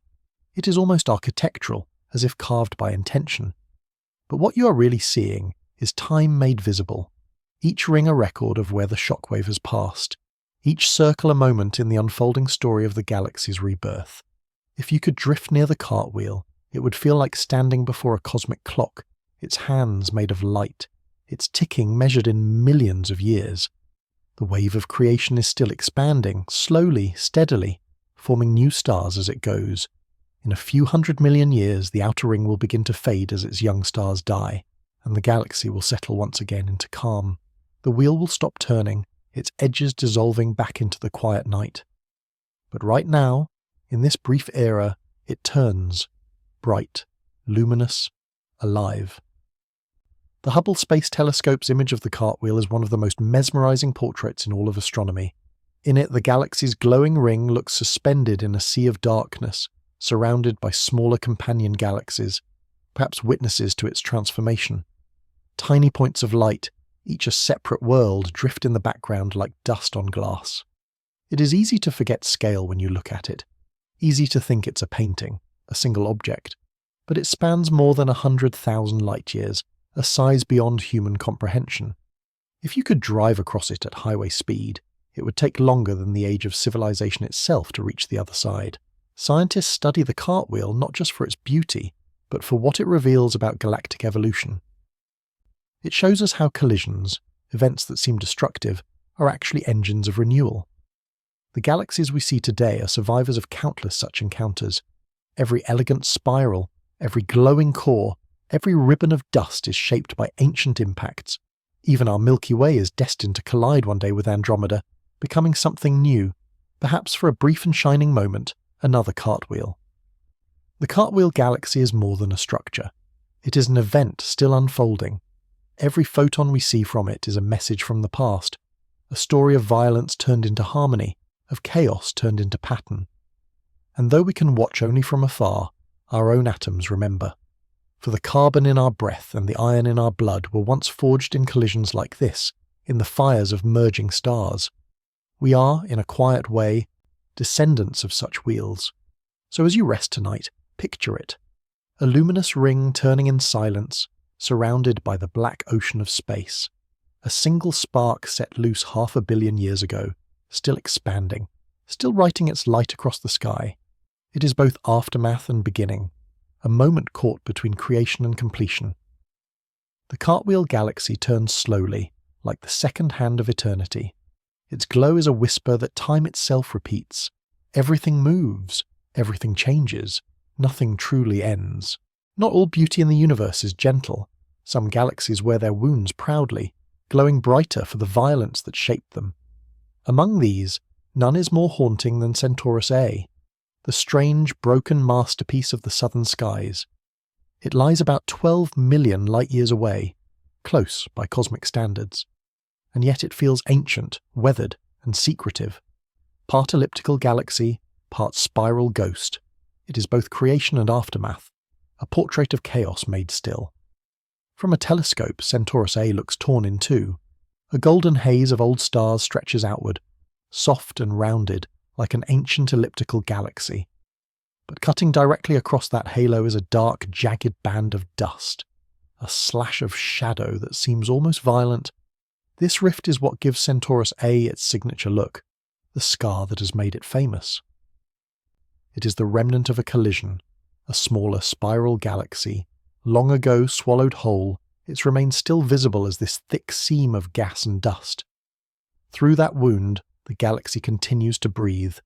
Inside that dark band, something extraordinary is happening. Clouds of hydrogen gas collapse under their own weight, forming new stars by the thousands. Their blue light peeks through gaps in the dust, like sunlight through storm clouds. Infrared images reveal entire stellar nurseries hidden from our eyes, glowing softly beneath the shroud. Centaurus A, for all its scars, is still alive, still creating. It is a reminder that even destruction can be fertile. At its heart sits a supermassive black hole, about 55 million times the mass of our Sun. Around it swirls a luminous accretion disk, feeding the black hole with streams of matter torn from nearby gas clouds. As the material spirals inward, it heats to millions of degrees, radiating intensely before crossing the event horizon. The result is a light show of unimaginable scale. Bursts of X-rays, radio waves, and gamma rays shooting into space. Two giant jets of plasma erupt from the poles of the black hole, each stretching for thousands of light-years, glowing in radio frequencies. These are Centaurus A's most striking features. Two pillars of energy cutting through the void, the galaxy's heartbeat visible across time. When scientists first observed those jets, they were stunned. Here was something both terrifying and mesmerizing. Matter accelerated to nearly the speed of light, flung outward in perfect symmetry. The jets pierce through the dust lane, illuminating the surrounding gas with electric fire. They extend far beyond the visible galaxy, sculpting radio lobes so vast that if we could see them with our eyes, Centaurus A would stretch across the entire night sky. This is not a quiet place. It is a cosmic engine, its gravity and energy entwined in perpetual tension. Yet for all its violence, the galaxy is strangely beautiful. The contrast between its glowing core and dark dust is breathtaking, a chiaroscuro in space, a celestial painting of light and shadow. In color photographs, you can see the reddish dust veiling the bright yellow core, while behind it, distant stars shimmer faintly like candlelight through smoke. It feels intimate, almost human, like a scar across the face of a survivor, proof of pain endured and life continued. Centaurus A's structure tells its story. Billions of years ago, an elliptical galaxy drifted through space, quiet and content. Then a spiral galaxy crossed its path, drawn in by gravity's invisible web. They collided slowly, not with explosions, but with tidal stretching and tearing. The smaller galaxy was shredded, its stars scattered, its gas absorbed. The collision ignited star formation and awakened the central black hole, which had slept for eons. The result was transformation, a galaxy reborn from the remnants of another. It became what we see now, a hybrid, a scarred beauty that glows from within. Astronomers love Centaurus A because it is a bridge between eras. It is both old and new, both elliptical and spiral, both peaceful and furious. It offers a glimpse into what happens when galaxies merge, a process that will one day happen to our own Milky Way when it meets Andromeda. In Centaurus A, we can see our future reflected, not as disaster, but as renewal. It shows that the universe's great acts of destruction are also acts of creation. Every merger births something different, something more complex. If you could stand within Centaurus A's dust lane, the sky would be ablaze. You would see glowing filaments of gas stretching across the horizon, and deep red clouds pulsing with the energy of newborn stars. Far above, the golden halo of old stars would shimmer faintly, while the two great jets would cut across the sky like glowing rivers. The airless silence would hum faintly with radiation, and every direction would hold motion, slow, graceful, endless. It would feel like standing inside the heart of time itself. When the Hubble Space Telescope captured its images, astronomers described them with reverence. They called Centaurus A portrait of resilience, a wound that glows. It is one of the most photographed galaxies in the universe, not for symmetry, but for story. It shows that beauty doesn't need perfection. Sometimes it needs contrast, light and shadow, birth and death, ruin and renewal to reveal its depth. In its scar we see ourselves, fragile, luminous, evolving. The light that reaches us tonight began its journey 12 million years ago, around the time early humans first learned to make fire. In that time, the galaxy has barely changed. Its jets still burn, its stars still spin, its wound still glows, and long after we are gone, long after our sun has dimmed and Earth has gone quiet, Centaurus A will remain, still marked, still radiant, still alive. So as you drift towards sleep, imagine this wounded giant in the southern sky, a golden halo split by a band of darkness, two beams of light piercing the infinite night. It does not hide its scar, it wears it as a crown.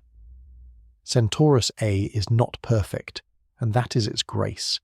It teaches that everything broken can still shine, that even a wound can illuminate the dark, and that the universe, like us, finds its strength in the places it has been torn apart. If most galaxies are drawn with confident lines, bold spirals, glowing bars, clean halos, then NGC 474 is a whisper. It doesn't shout with structure or symmetry. It lingers, like the last curl of incense after the flame has gone out.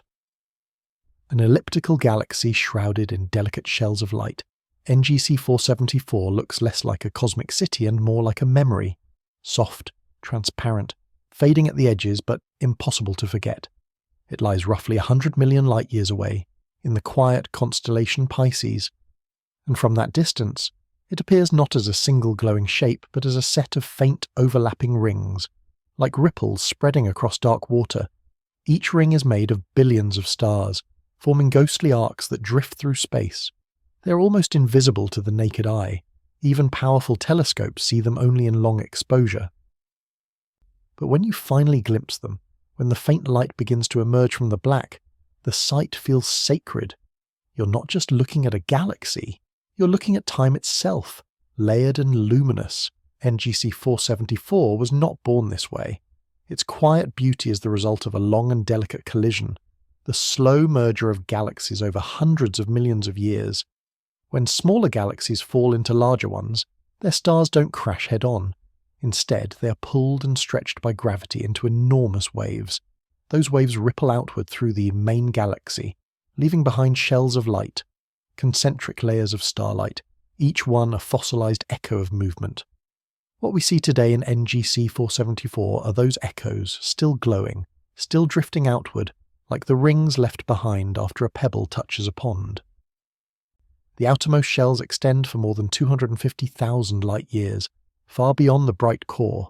They are so faint that even Hubble's eye must stare for hours to record them, and yet their pattern is unmistakable, smooth, soft, symmetrical. Each ring marks an ancient event, a merger, a gravitational whisper, a passing. Together they form a kind of cosmic fingerprint, unique to this galaxy alone. It is as if NGC 474 carries the memory of everything that has ever touched it. Its core is older, a dense golden heart of ancient stars that shine steadily, without the flicker of youth. No new stars are forming here anymore. The gas that could have fueled creation has long been used up or blown away. Instead, the galaxy glows with the light of endurance. Its brightness is soft but unwavering, like the final embers of a great fire. The shells that surround it are not signs of life beginning, but of life continuing, of form persisting even after purpose fades. Astronomers call galaxies like this shell galaxies, and NGC 474 is one of the most striking examples ever discovered. To study it is to study aftermath, the traces of motion long since finished, the harmony left behind after chaos ends. Each faint arc is a story of attraction and surrender, of smaller galaxies consumed but not erased. Even in death they give shape to beauty. Their stars, pulled into graceful orbits, form the gossamer layers that wrap the galaxy like silk. And from Earth, we see those layers as faint halos, shimmering softly, as though the universe itself were exhaling.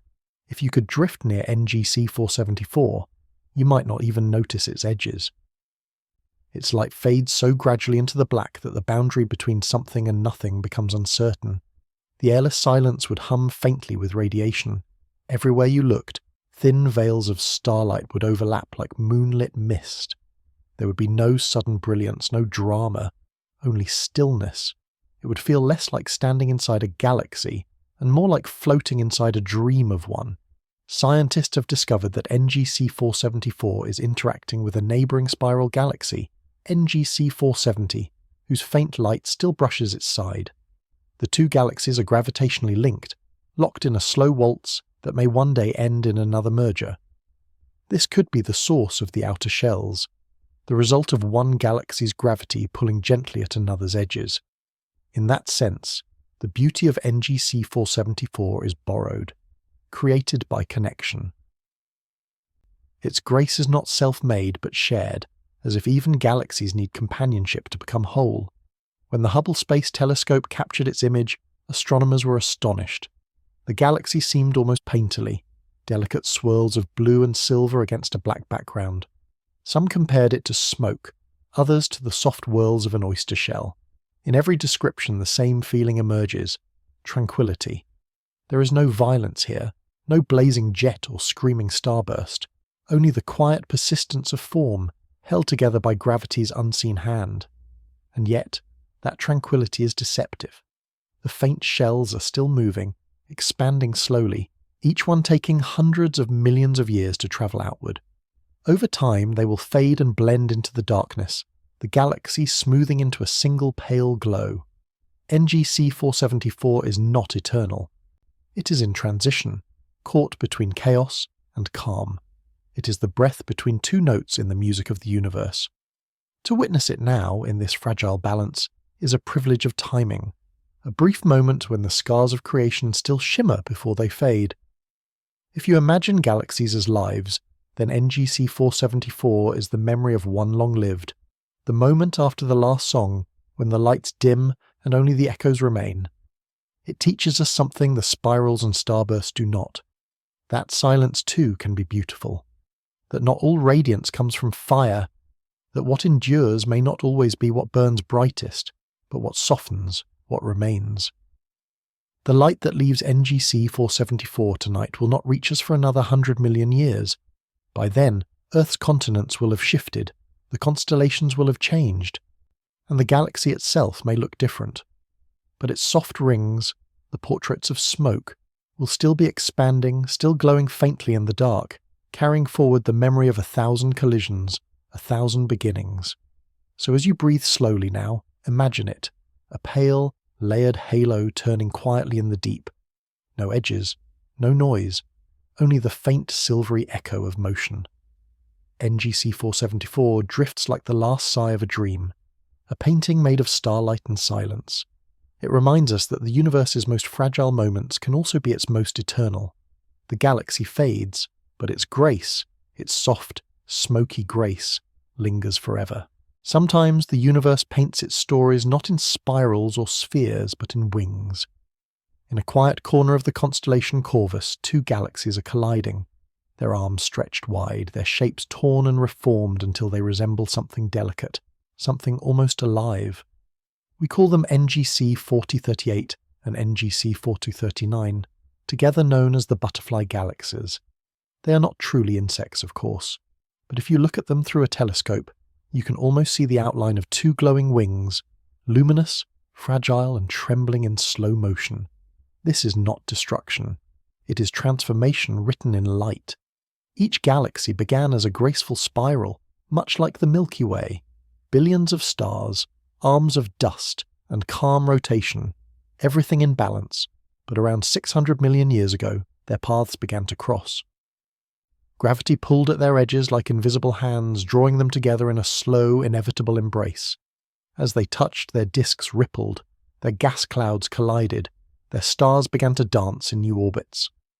What had been two separate islands of light became a single storm of creation. From that collision came a cascade of star formation, thousands of new suns igniting across vast regions of glowing dust, their light forming the wings we see today. At the centre of the butterfly galaxies lies a maelstrom, a tangled, overlapping region where both galaxies' cores still shine separately but are slowly spiralling toward fusion. There, gravitational chaos reigns. Gas and dust compress into tight knots, birthing massive star clusters, some with tens of thousands of newborn stars. The energy is staggering. It radiates across the spectrum, visible, infrared, X-ray, like a symphony of light. In those fiery nurseries, new generations of stars are born even as old ones are destroyed. The butterfly galaxies are both cradle and graveyard, a cosmic paradox of creation emerging from collision. If you could fly close enough to see it up close, safely from a vast distance, you would see two glowing cores wrapped in clouds of pink and blue. Pink from the ionized hydrogen gas where stars are forming. Blue from the hot young stars that have just emerged. Threads of dust twist between them like smoke trails from fireworks. And farther out, long tidal tails of starlight stretch into the void, delicate arcs that extend hundreds of thousands of light years. They look like wings, yes, but also like fingerprints, the unique signature of this meeting between giants. Every part of this galaxy pair is alive with motion. Stars are being flung outward, escaping forever into intergalactic space. Gas is collapsing inward, feeding the formation of new suns. Dark matter halos overlap and merge, shaping the destiny of everything inside. This dance will last for hundreds of millions of years until the two galaxies fully merge into one, likely an elliptical galaxy, smoother, quieter, and older. The wings will fade, the chaos will settle, and what remains will be calm again. But in this brief, shining moment, we see beauty in transition, the exact instant when order breaks to become something new. The Hubble Space Telescope captured one of the most iconic images of this pair, a portrait that looks almost tender. Two golden centers glowing through clouds of dust, surrounded by streams of light that curve gently away, like arms in an embrace. It looks peaceful, but each pixel in that image represents energy beyond comprehension. Supernovae detonate across the scene like silent fireworks. Massive stars shine with millions of times the brightness of the sun. Gravity pulls everything together while radiation pushes everything apart. It is a moment of tension so balanced that it feels like music, a suspended chord held for 1,000,000 years. Scientists study the butterfly galaxies not only for their beauty, but for what they reveal about our own cosmic fate. Because one day our Milky Way will meet Andromeda, just as these two have met. The same dance will unfold, arms stretching, stars migrating, clusters forming. To our distant descendants, the night sky will shimmer with new constellations made of colliding light. And millions of years later, the two galaxies will merge into one, just as the butterfly galaxies are doing now. Looking at them is like looking into a mirror of the future, a preview of what our own home will one day become. But beyond science, there's something deeply emotional in this image. The butterfly galaxies remind us that endings are not always tragic. Sometimes they are merely beginnings disguised as chaos. When galaxies collide, they do not simply destroy, they give birth. They tear apart their old selves to make room for something greater. It's the same pattern that shapes stars, planets, even life. Destruction and creation are not opposites. They are stages of the same dance. If you could close your eyes and listen, perhaps you'd hear it, the slow hum of gravity, the hiss of gas turning into fire, the soft pulse of light flowing outward. Each of those sounds is a heartbeat of the universe echoing through time. The butterfly galaxies are proof that the cosmos is not static. It evolves, it feels, it remembers. Even the most violent moments are transformed by light until what remains is beauty. The light leaving the butterfly galaxies tonight will not reach us for another 70 million years. By then, Earth's continents will have drifted again. Our civilization may be gone or changed beyond recognition. But the light will still arrive, carrying with it the story of two galaxies that collided and became one. It will enter a telescope, touch a lens, and whisper, "We met, we merged, we shone." So as you drift into sleep, imagine them. Two immense wings unfolding in the dark, their edges glowing with the fire of new stars. They are not fighting, they are becoming. Each arm, each cluster, each ribbon of dust is part of a single gesture, a slow, patient motion that says, even in destruction, there is grace. Even in collision, there is art. And so the butterfly galaxies drift onward, their wings of starlight spread wide, carrying the quiet truth that the universe, for all its violence, is still, at heart, a maker of beauty. There are galaxies so vast they make the Milky Way seem small. And then there is EC 1101, the Colossus. It is the largest known galaxy in the observable universe, a golden haze stretching across more than 6 million light-years from end to end. To cross it, light itself, the fastest thing in existence, would need 6 million years. Every other galaxy seems fragile beside it, like candles flickering in the glow of a sun. EC 1101 lies more than 1 billion light-years away, at the centre of the Abell 2029 cluster. From Earth, it looks faint, a pale oval halo against the dark, but that faintness hides immensity. It contains over 100 trillion stars, thousands of globular clusters, and a supermassive black hole estimated to weigh tens of billions of solar masses. Even by cosmic standards, it is enormous beyond imagination, and yet, for all its power, what defines it most is not its size, but its solitude. You might think such a titan would blaze brilliantly. But AC 1101 does not shine with the sharp blue of youth. It glows softly, evenly, a golden, dying light. Most of its stars are old, cool, and ancient. They were born billions of years ago when the universe was young and restless. Now their fire has dimmed, leaving behind a galaxy bathed in the quiet warmth of age. Its core radiates a steady amber glow, surrounded by faint layers of starlight that stretch farther and farther into nothingness, until they dissolve into the black. Astronomers believe IC 1101 was formed through countless mergers, galaxies colliding and combining over billions of years. Each time two galaxies merged, their stars joined, their gas was consumed, and their shapes blurred into something smoother and larger. The process repeated again and again until only one giant remained. In its heart, smaller galaxies continue to spiral inward, devoured by its gravity. IC 1101 is not a single galaxy so much as a graveyard of galaxies, the sum of everything it has absorbed. Every star within it carries the memory of something that once existed apart, and yet, for all its grandeur, it feels strangely empty. Because IC 1101 is nearly done with creation, it has little gas left to form new stars, its fuel is gone.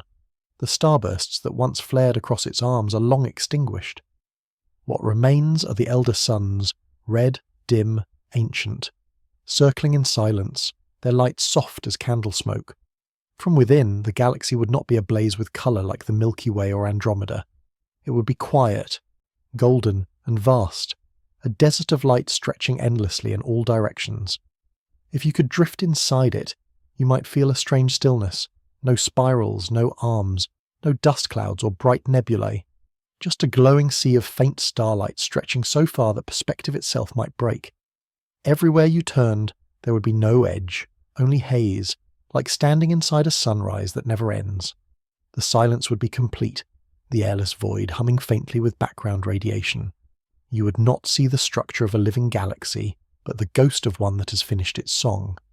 At its centre sits the supermassive black hole, an anchor of unimaginable weight. It may be among the largest in existence, perhaps 40 billion times the mass of our Sun. Around it, stars move like sparks around a campfire, caught in orbits they cannot escape. Its pull defines everything, binding the entire galaxy, even the outermost stars millions of light-years away, as to its will. But this black hole is quiet now. It no longer feeds as it once did. The accretion disks that once burned around it are gone. The energy has faded. What remains is a void of still power, a sleeping god at the heart of a dying empire. And beyond IC 1101's borders, the emptiness grows. The Abell 2029 cluster itself is ancient, and its galaxies are drifting farther apart as the universe expands. Dark energy, that invisible force accelerating the cosmos, is pulling everything away from everything else. Someday, far in the future, IC 1101 may be the last visible galaxy in its region of space, alone in the dark, its light slowly fading into red until it disappears entirely. Its stars will die one by one, cooling into black dwarfs until the galaxy itself becomes invisible. It will not explode nor collapse. It will simply fade, leaving behind silence. When the Hubble Space Telescope captured its faint golden image, scientists described it as the ghost of 1,000 galaxies. Its beauty lies not in colour or contrast, but in scale, in what it represents. It is the natural endpoint of galactic evolution, the final note in the symphony of cosmic creation. Where the butterfly galaxies are passion and movement, IC 1101 is wisdom and stillness. It is what happens when the universe grows old enough to rest.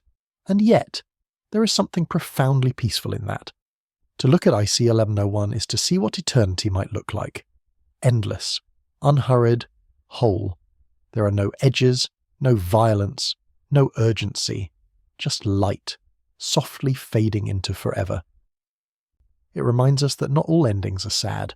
Some are simply quiet, the moment after the music when the sound still lingers in the air. The light we see from IC 1101 tonight began its journey more than 1 billion years ago. Back then, Earth's first multicellular life was beginning to take form. Mountains that now crumble were only rising, and through all that time, the light kept travelling, untouched, across the emptiness, to arrive now, faint and golden, carrying with it the story of a galaxy too large for words. So as you breathe in the dark tonight, imagine it. A golden ocean, older than memory, wider than imagination, drifting through the void with no companion, no boundary, no fear. The stars shimmer like dust in a beam of ancient sunlight. The black hole sleeps at the centre. The silence is perfect. This is IC 1101, the lonely giant, the cathedral of endings, and the quiet proof that even the greatest fires, when their work is done, can rest at last in peace. There are shapes in the cosmos that seem to belong to art more than to physics. Forms so balanced, so deliberate, that they appear painted rather than born. Among them, Hoag's object is perhaps the most astonishing. It is not a spiral, nor an ellipse, nor a simple sphere. It is a perfect ring, a glowing halo of blue stars surrounding a golden core separated by a dark, empty space so clean it feels almost impossible. It floats in the constellation Serpens, about 600 million light-years from Earth, a small jewel in a vast black sea, circular as eternity itself. From a telescope it looks like an eye, pale blue around the edge, gold at the centre, black in between. When the astronomer Arthur Hoag discovered it in 1950, he thought it might be an illusion, perhaps a chance alignment of two galaxies. But later observations confirmed it was one single object, a galaxy of unimaginable symmetry, a luminous ring of young blue stars encircling a central sphere of older yellow ones, with nothing but darkness in between. Even in the boundless creativity of the cosmos, such precision is rare. Hoag's object is a cosmic enigma, as if the universe paused for a moment to draw a circle, the simplest, most perfect shape. How it formed is still uncertain. Some scientists believe that billions of years ago a smaller galaxy may have collided head-on with a larger one, sending shockwaves outward through the larger galaxy's disk. Those waves compressed gas into a circular front, sparking new star formation along its edge, creating the outer ring. Others suggest it may be the product of a gravitational resonance, where the internal rotation of stars and gas naturally carved out a void. Whatever the cause, what remains is a miracle of geometry, the cosmic equivalent of a ripple frozen in time. The core of Hoag's object is compact and serene, a golden sphere of old, quiet stars. They burn steadily, their light soft and constant, marking the ancient heart of the galaxy. Outside this core stretches the dark gap, a nearly empty region where very few stars exist. It is this gap that makes the galaxy so striking, giving it the illusion of being hollow, as though one part of the universe simply refused to touch the other. Beyond that void, the outer ring glows with youthful fire, new, massive stars burning blue against the black, their light so pure it seems electric. Together, they form a contrast: youth surrounding age, life orbiting wisdom, motion encircling stillness. In that contrast lies a kind of poetry. Hoag's object feels less like a galaxy and more like a symbol, the union of opposites, the circle of renewal. The core is the past, stable, ancient, enduring. The ring is the future, bright, transient, and burning fast. Between them lies emptiness, not nothingness, but silence, the pause between generations of stars. It is as though the galaxy itself is breathing. Inhale, creation. Exhale, rest. If you could float near it, the view would be breathtaking. You would see the golden core gleaming like a distant sun, and around it, the blue ring stretching for 120,000 light-years, roughly the size of the Milky Way. Each dot of light in that ring would be a sun, some with planets, some without, all spinning quietly through their orbits. The space between the core and ring would be a vast gulf of darkness, not empty, but filled with diffuse gas and the faint dust of vanished stars. There would be no sound, only the hum of radiation and perhaps, if silence could shimmer, the whisper of gravity itself. Astronomers who study Hoag's object often describe it with reverence, not just for its beauty but for its mystery. There are few galaxies like it in the known universe. And astonishingly, within the outer ring, far off in the background, another smaller ring galaxy can be seen, almost perfectly aligned inside the larger one. It's as if the universe was signing its own name within the circle, a ring within a ring, a fractal echo of symmetry repeating across light years. Coincidence, perhaps, but for many who look at it, it feels like meaning, a moment when chaos bends into order. The Hubble Space Telescope's image of Hoag's object is one of the most mesmerizing portraits in astronomy.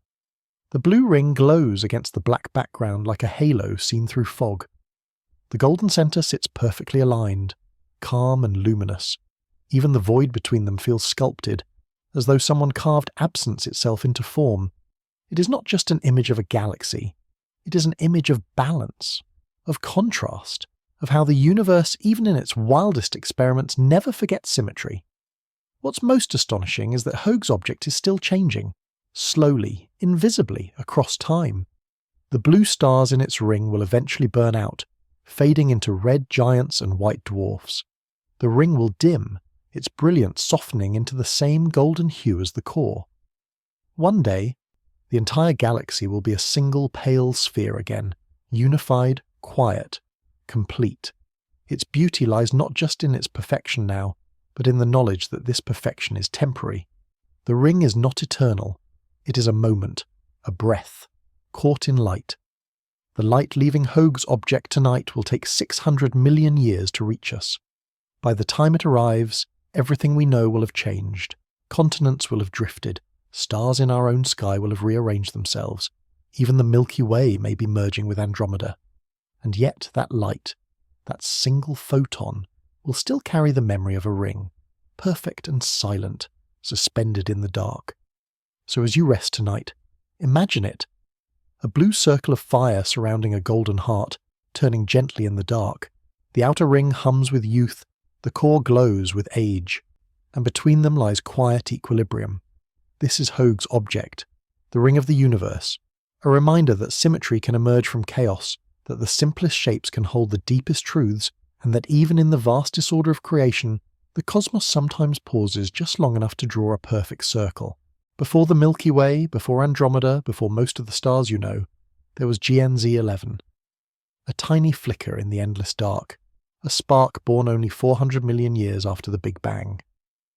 When the universe itself was still young, thick with hydrogen fog and cooling light, this little galaxy already existed, already burning.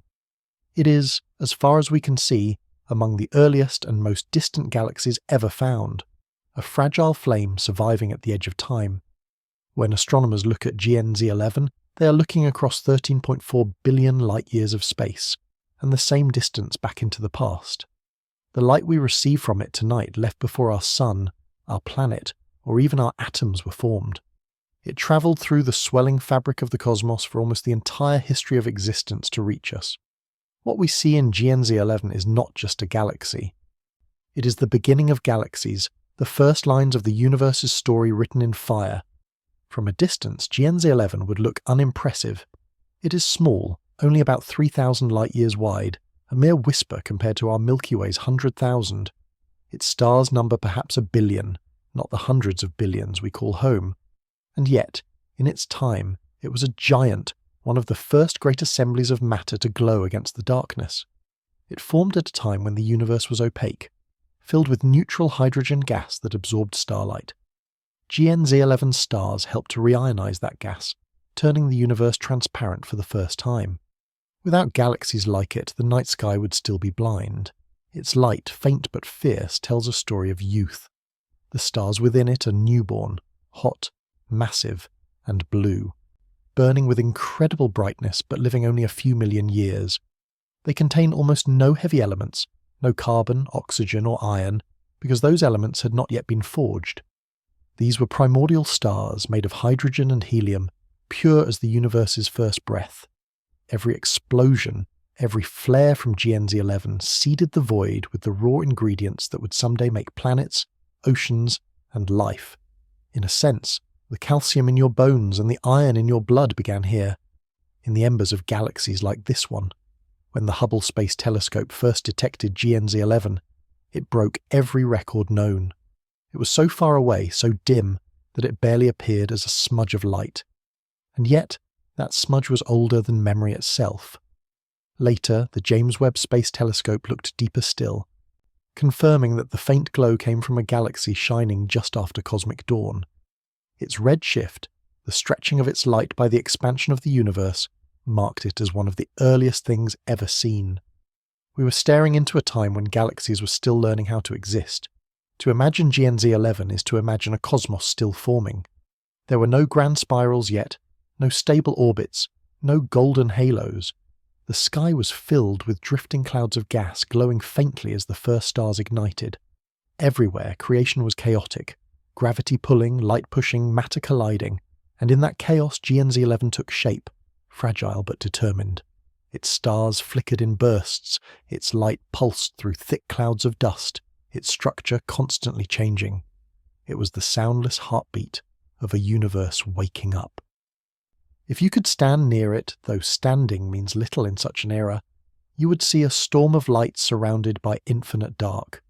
No familiar constellations, no nearby galaxies to break the silence, only the glow of stars newly born, their radiance bleeding into the haze of hydrogen. The airless space would be filled with invisible energy, ultraviolet and X-rays from the first suns, washing over everything like the breath of creation.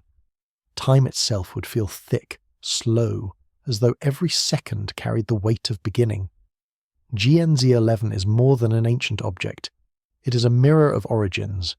It reminds us that the universe's story is one of transformation, from simplicity to complexity, from darkness to light.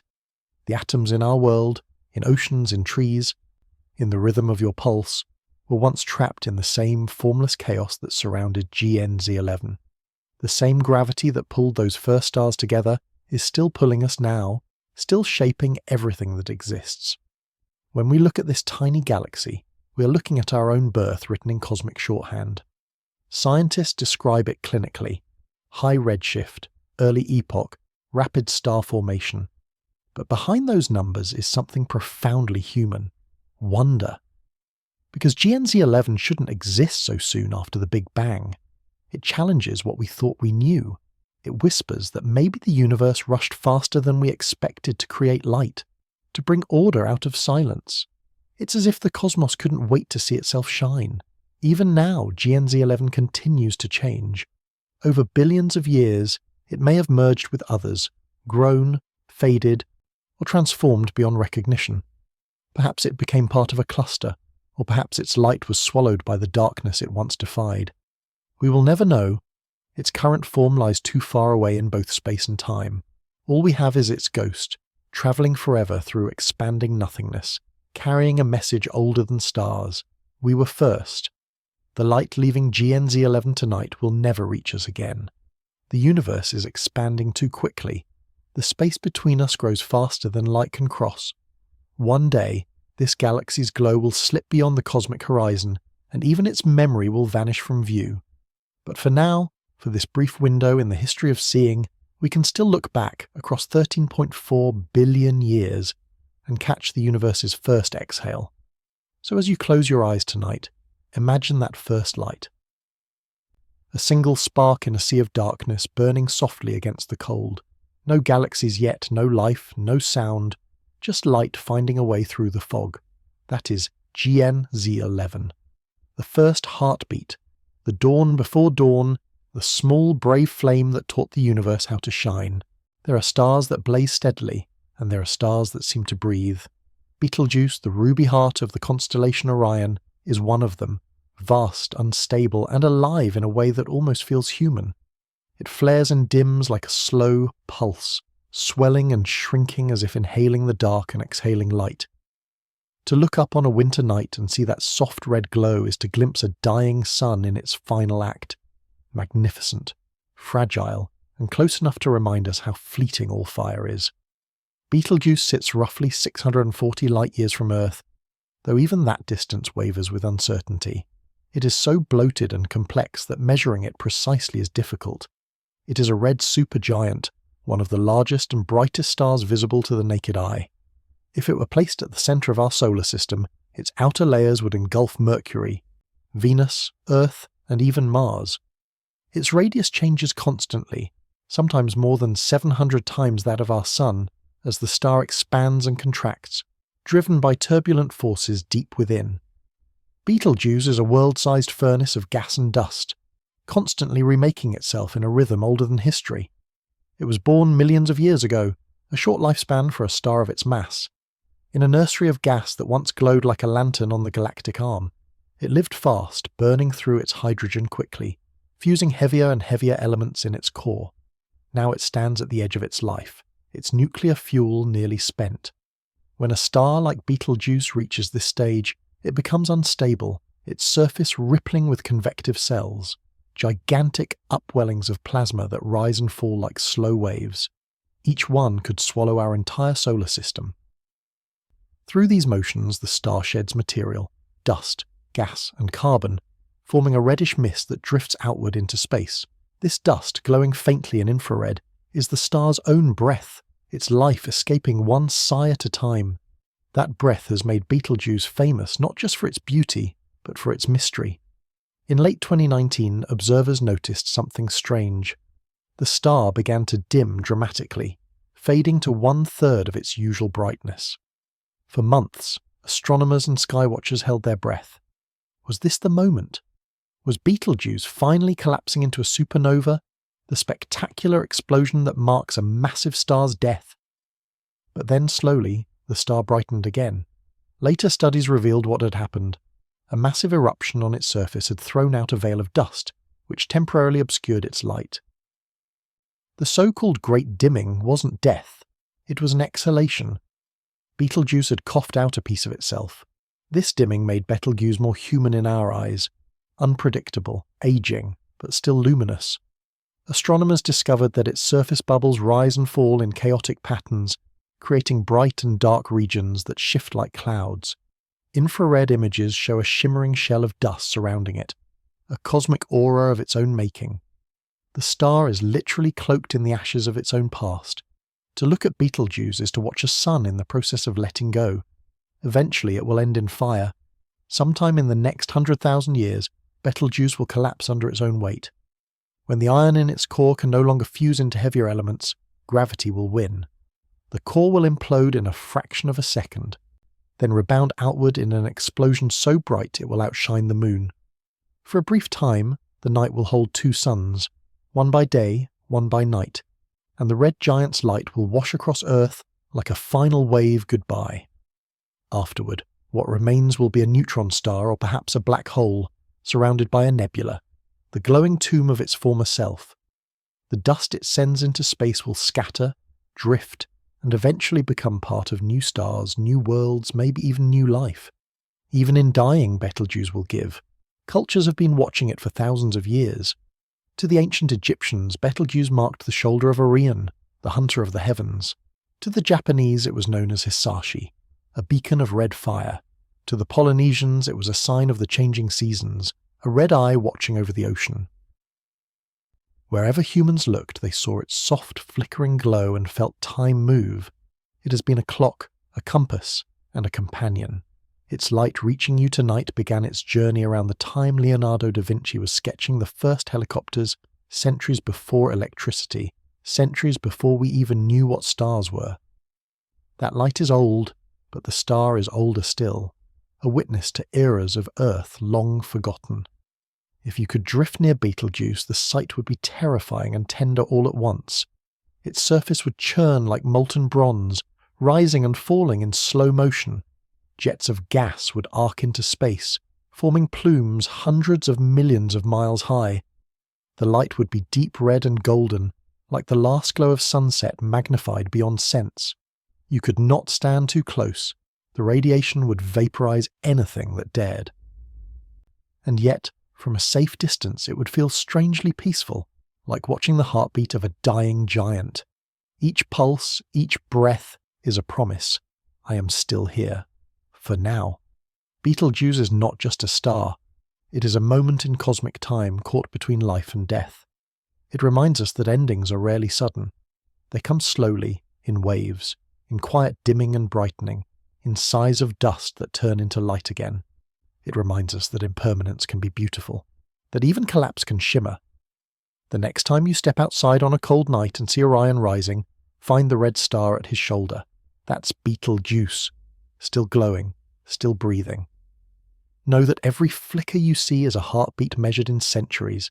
Its light, travelling through emptiness for hundreds of years, finally reaches your eyes and dies there, becoming memory.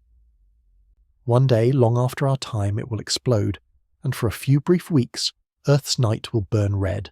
But tonight, it is alive and beautiful in its fragility. So close your eyes and imagine it, a giant of fire breathing softly in the dark, its red light falling across frozen fields, its ancient heart still beating through the quiet of time. This is Betelgeuse, the red giant who breathes, the elder who lights the winter sky, and the reminder that every dying star still finds a way to shine. When you look up at the night sky, you see points of light scattered across darkness, stars, galaxies, and the empty space between them. But that view is a trick of scale. If you could step far enough back, far beyond any single galaxy, past the clusters and superclusters, past billions of light years, you would see that the universe is not random at all.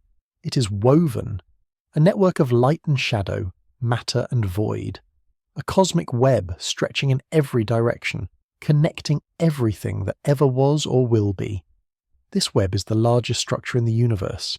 Its threads are made of galaxies, clusters, and filaments of gas and dark matter, strands that span hundreds of millions of light years, glowing faintly like veins under the skin of creation. Between them lie vast voids, regions almost completely empty, where light rarely passes and time feels still. Together these filaments and voids form a pattern, intricate, delicate, and yet unimaginably vast.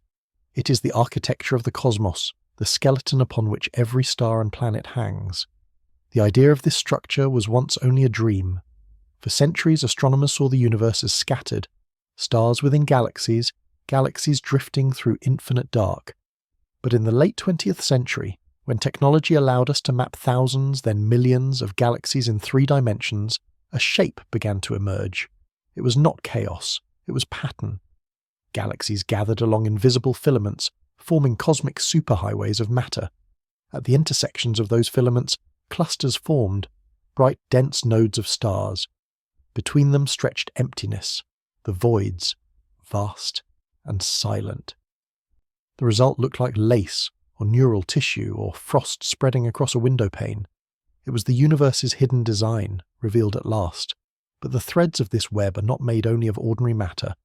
Most of it, perhaps 85%, is dark matter, invisible to the eye, detectable only through gravity. It is the unseen hand that shaped the cosmos after the Big Bang. In the early universe, tiny fluctuations in density, quantum ripples, grew under gravity's pull. Dark matter gathered first, drawing ordinary gas along with it, forming the filaments that would later light up with galaxies. In time, stars were born, galaxies clustered, and the universe began to glow, tracing out the dark framework beneath. Without dark matter, there would be no web, no structure, no us. If you could drift among those filaments, you would see something both chaotic and precise. Each thread would be made of countless galaxies, bound together across millions of light years. Between them, rivers of hot gas, the warm hot intergalactic medium, WIM, would flow like faint mist, glowing faintly in ultraviolet light. This gas is the bloodstream of the universe, carrying the materials for new stars from one cluster to another. In some regions, gravity compresses the web, forming knots where thousands of galaxies converge, cosmic cities blazing with light. Elsewhere, the threads thin and fade, disappearing into the vast cold silence of the voids. It is an ocean of creation, where every star is a droplet, and every droplet knows its place in the tide. To see it is to see both complexity and simplicity.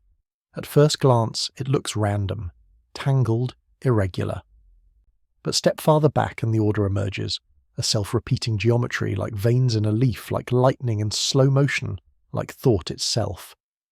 Some scientists compare it to the neural structure of the human brain, filaments of energy connecting luminous nodes. In a way, the universe thinks in this shape. Matter connects, gravity communicates, light travels, and the cosmos becomes aware of itself through observation. In that sense, when we look at the web, we are seeing the mind of the universe, infinite and silent, but conscious in its own slow rhythm. And yet, for all its brilliance, most of it remains invisible. We see only what glows, the galaxies, the quasars, the stars. But the threads themselves are made mostly of darkness, dark matter, dark energy, invisible forces that neither reflect nor emit light. The visible universe is only a fraction of the full design, the embroidery on the surface of a deep invisible cloth. What we can see are the outlines, the illuminated edges, the way candlelight shows only the shape of a room but not its air. It is enough to remind us that what matters most is often unseen. If you could travel through a void, one of the empty spaces between the filaments, it would feel endless. For hundreds of millions of light years you would encounter nothing. No stars, no gas, no sound. Only the faint whisper of background radiation and the distant pull of gravity, always drawing you back toward the filaments, toward connection. Even the voids are part of the pattern, not absence, but balance. The universe breathes in structure and exhales emptiness. When telescopes like Hubble, WMAP and Planck mapped the cosmos, they revealed this pattern in astonishing clarity. It stretches across the entire visible universe, a web of light so vast that it defies human language. Each filament hums with the energy of billions of suns, and yet the web as a whole moves slowly, imperceptibly over billions of years. Gravity continues to draw galaxies closer along the filaments, while dark energy pushes them apart, stretching the cosmic fabric ever wider. The result is a slow dance, creation expanding even as it connects. To contemplate the cosmic web is to confront humility. Every star you've ever known, every planet, every atom of you, lies on one tiny thread of this immeasurable lace. We are part of a single glowing filament, orbiting a single star, inside a single galaxy, itself one node among billions.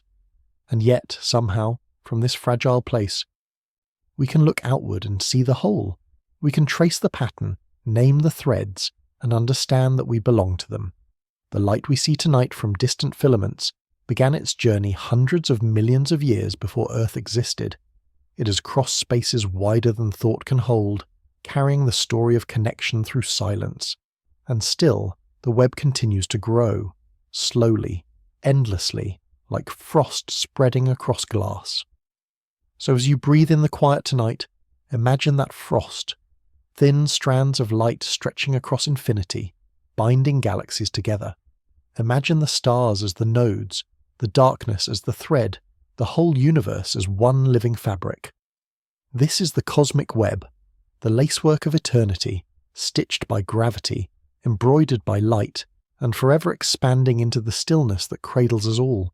Close your eyes. The galaxies are still turning softly, endlessly, far above you. Every breath you take is older than the stars themselves, a fragment of the first light still wandering home. So rest now. Let the hum of the universe rock you to sleep. The night will hold you, as the stars once held each other, and somewhere in the dark the Milky Way is still whispering your name.